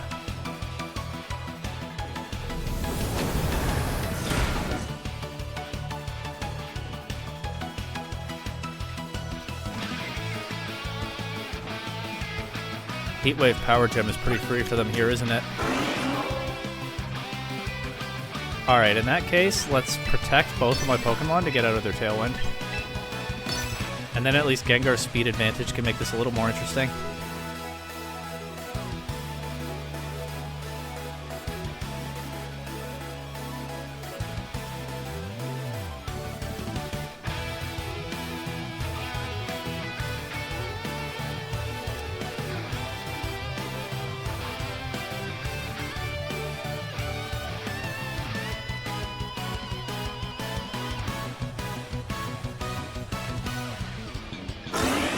Protect and protect. Let's see. Power Gem into Incineroar. Weather Ball. Gengar. Okay, unfortunately, I'm still under a lot of pressure. I need Charizard out of here. What do they have in the back? Do I know? Basculegion. Oh, I just lose to that, don't I? Well, sucks for me.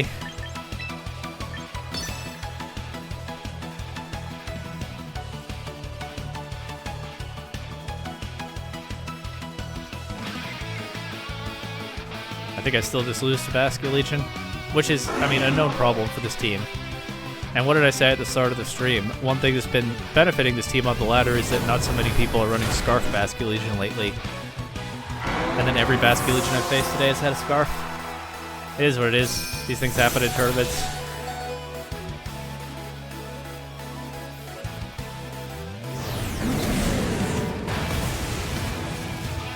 It's Gengar Basculegion 1v1. I can win if it's some kind of slow Scarf Basculegion, but I doubt it.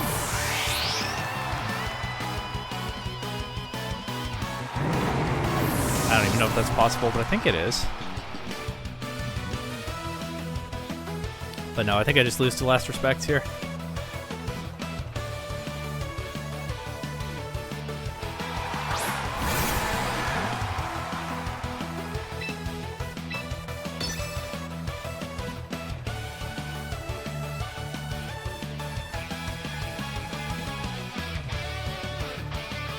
Yeah.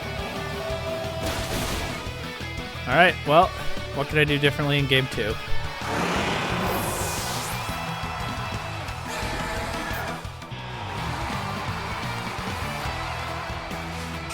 I'm really going to win most of my sets today, but lose both times on the Discord stream. Maybe.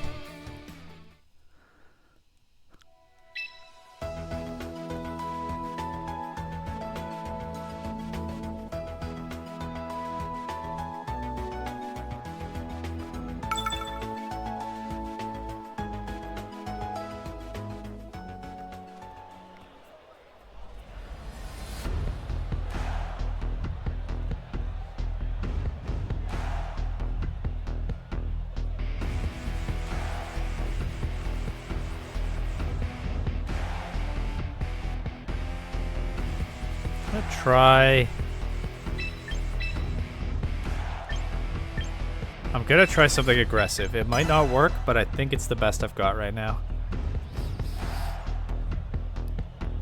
It's be aggressive with kommo-o and try to get rid of the Whimsicott with some initiative like I did in game 1 if I can.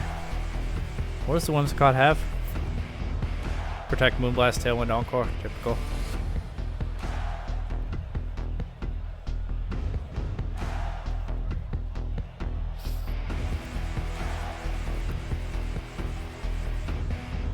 Could work. We'll see. Could also crash and burn.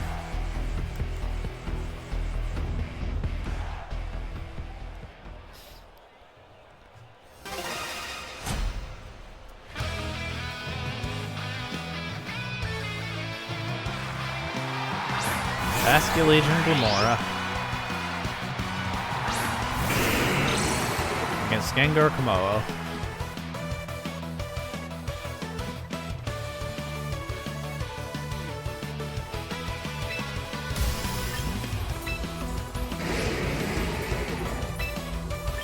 I'm down to try. If it works, it looks cool. If it doesn't work, I tried to do something cool.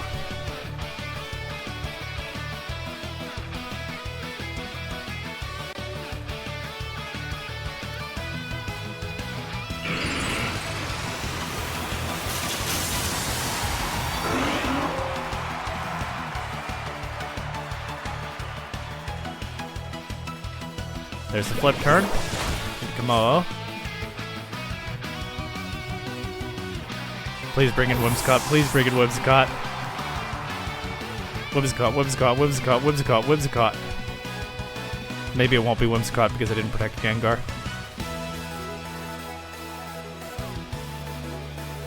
The flip turn lets them scout for that. Whimsicott, Whimsicott, Whimsicott, Whimsicott, Whimsicott, Whimsicott. Ah. It's not Whimsicott. Didn't even bring that to game 1. And Sludge Bomb kommo-o for too much damage. I can't use Clangorous Soul now. Sad. That's probably GG. Is there any way that it isn't?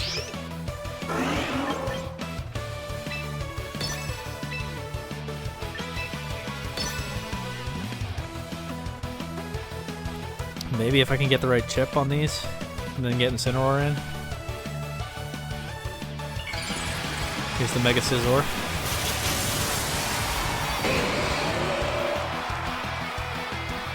That looks kind of cool. I don't know if I've seen a shiny Mega Scizor before.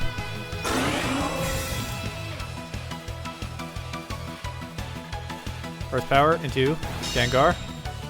I think Scizor's gonna knock out kommo-o. Okay, kommo-o moves first. Damages Glamora, that's what's important here. Breaks the sash on Glamora. Just goes for Swords Dance. Absolute menace. I think I'm cooked now.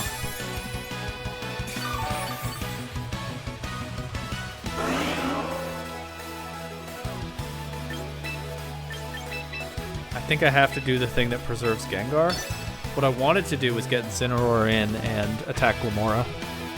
But now that the Scizor is a +1 attack after Intimidate, I think I have to keep Gengar safer than that.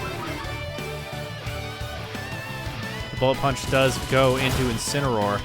Will Glamora take the KO on kommo-o? Well, I don't get my Clang Scales first. What am I talking about?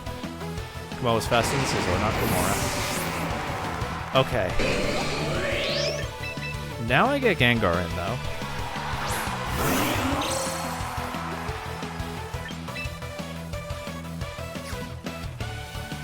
Basculegion in the back, and I still just lose to that, don't I? Probably. Probably.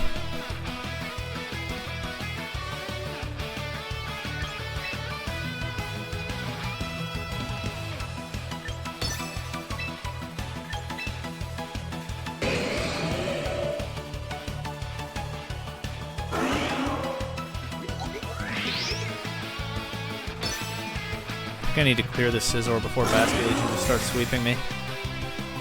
As much as I want to Shadow Ball Glamora. Fake out Scizor, Shadow Ball Glamora was my first idea this turn. Bug Bite. Fake out Scizor, Shadow Ball Glamora would have worked a lot better.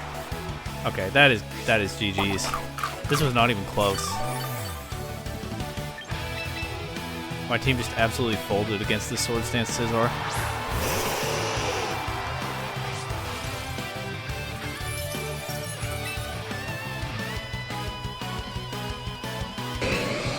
Freeze.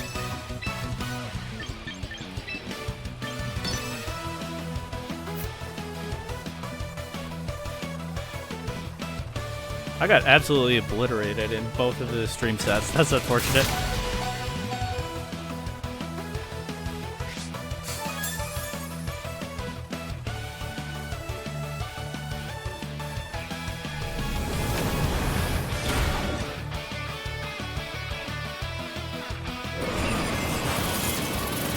Freeze? Both of them? No. No freeze.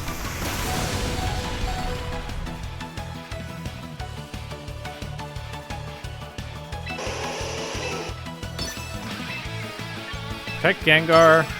This is like the only play I have left. Protect Gengar and try to freeze Scizor. That still doesn't work because it loses to Basculegion. Okay, well. Garbits are hard.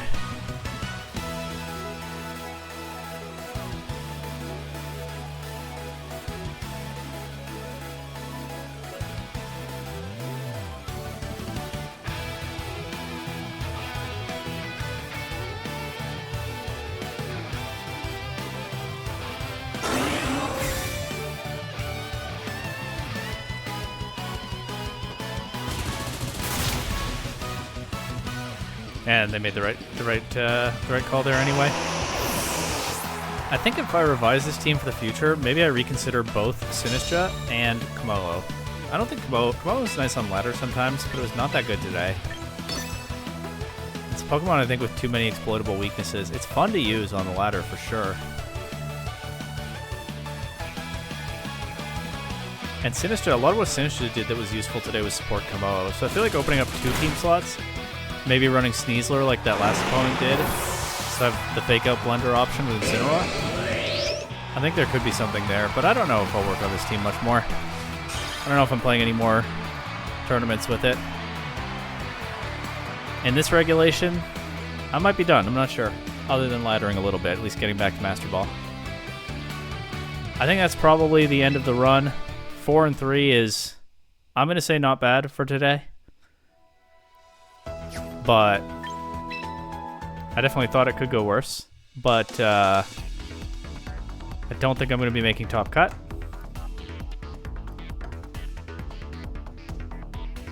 I guess I'll stick around long enough to see top cut just to be sure, but I think there are too many people ahead of me already. But this was fun. I'm glad I got to use this team in a tournament other than the Global Challenge. I'm glad I got to use it in something like this before I probably slowly fade out of Regulation MA, because somehow, even though this format feels brand new, it's already ending soon. It's crazy to me how fast the formats are now. I missed out on the days of full year formats. I would like to do that, but I wasn't around then. But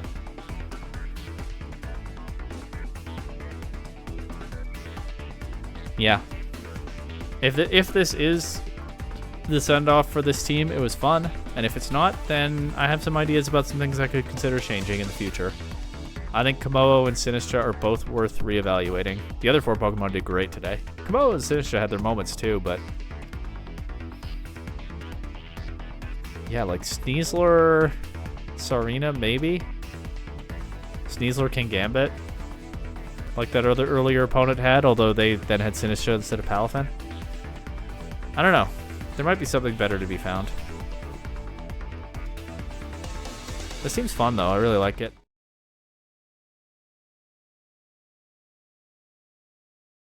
Well, that didn't exactly go how I wanted, but it was certainly a lot of fun, and 4 and 3 is not a bad record for what had been a best of 1 team up to this point, and again, I believed in the team. I thought it was pretty strong, but I wasn't certain that it would hold up. I'm not sure that I'm going to be workshopping this team anymore. I mean, I have been laddering more with it this season. It only felt appropriate when I was going for that Gengar icon that you see there, that I use my Gengar team to make it happen. If I play any more tournaments in Regulation MA, there's a decent chance that I'll use this team again. I don't really have anything else right now that I would want to use, although I have a couple of silly team ideas that I might or might not build before the format is over. But there's not a lot of time in this format. Unfortunately, competitive formats are pretty short now. So if this is the end of the journey for at least this specific Mega Gengar team, it's been a lot of fun. I've really enjoyed it. This team has definitely been a favorite for me here in the early weeks of Pokemon Champions, and there's always something special about using your favorite Pokemon, and I built a really interesting team with it too. There's not really a greater message than that, but it's been a lot of fun.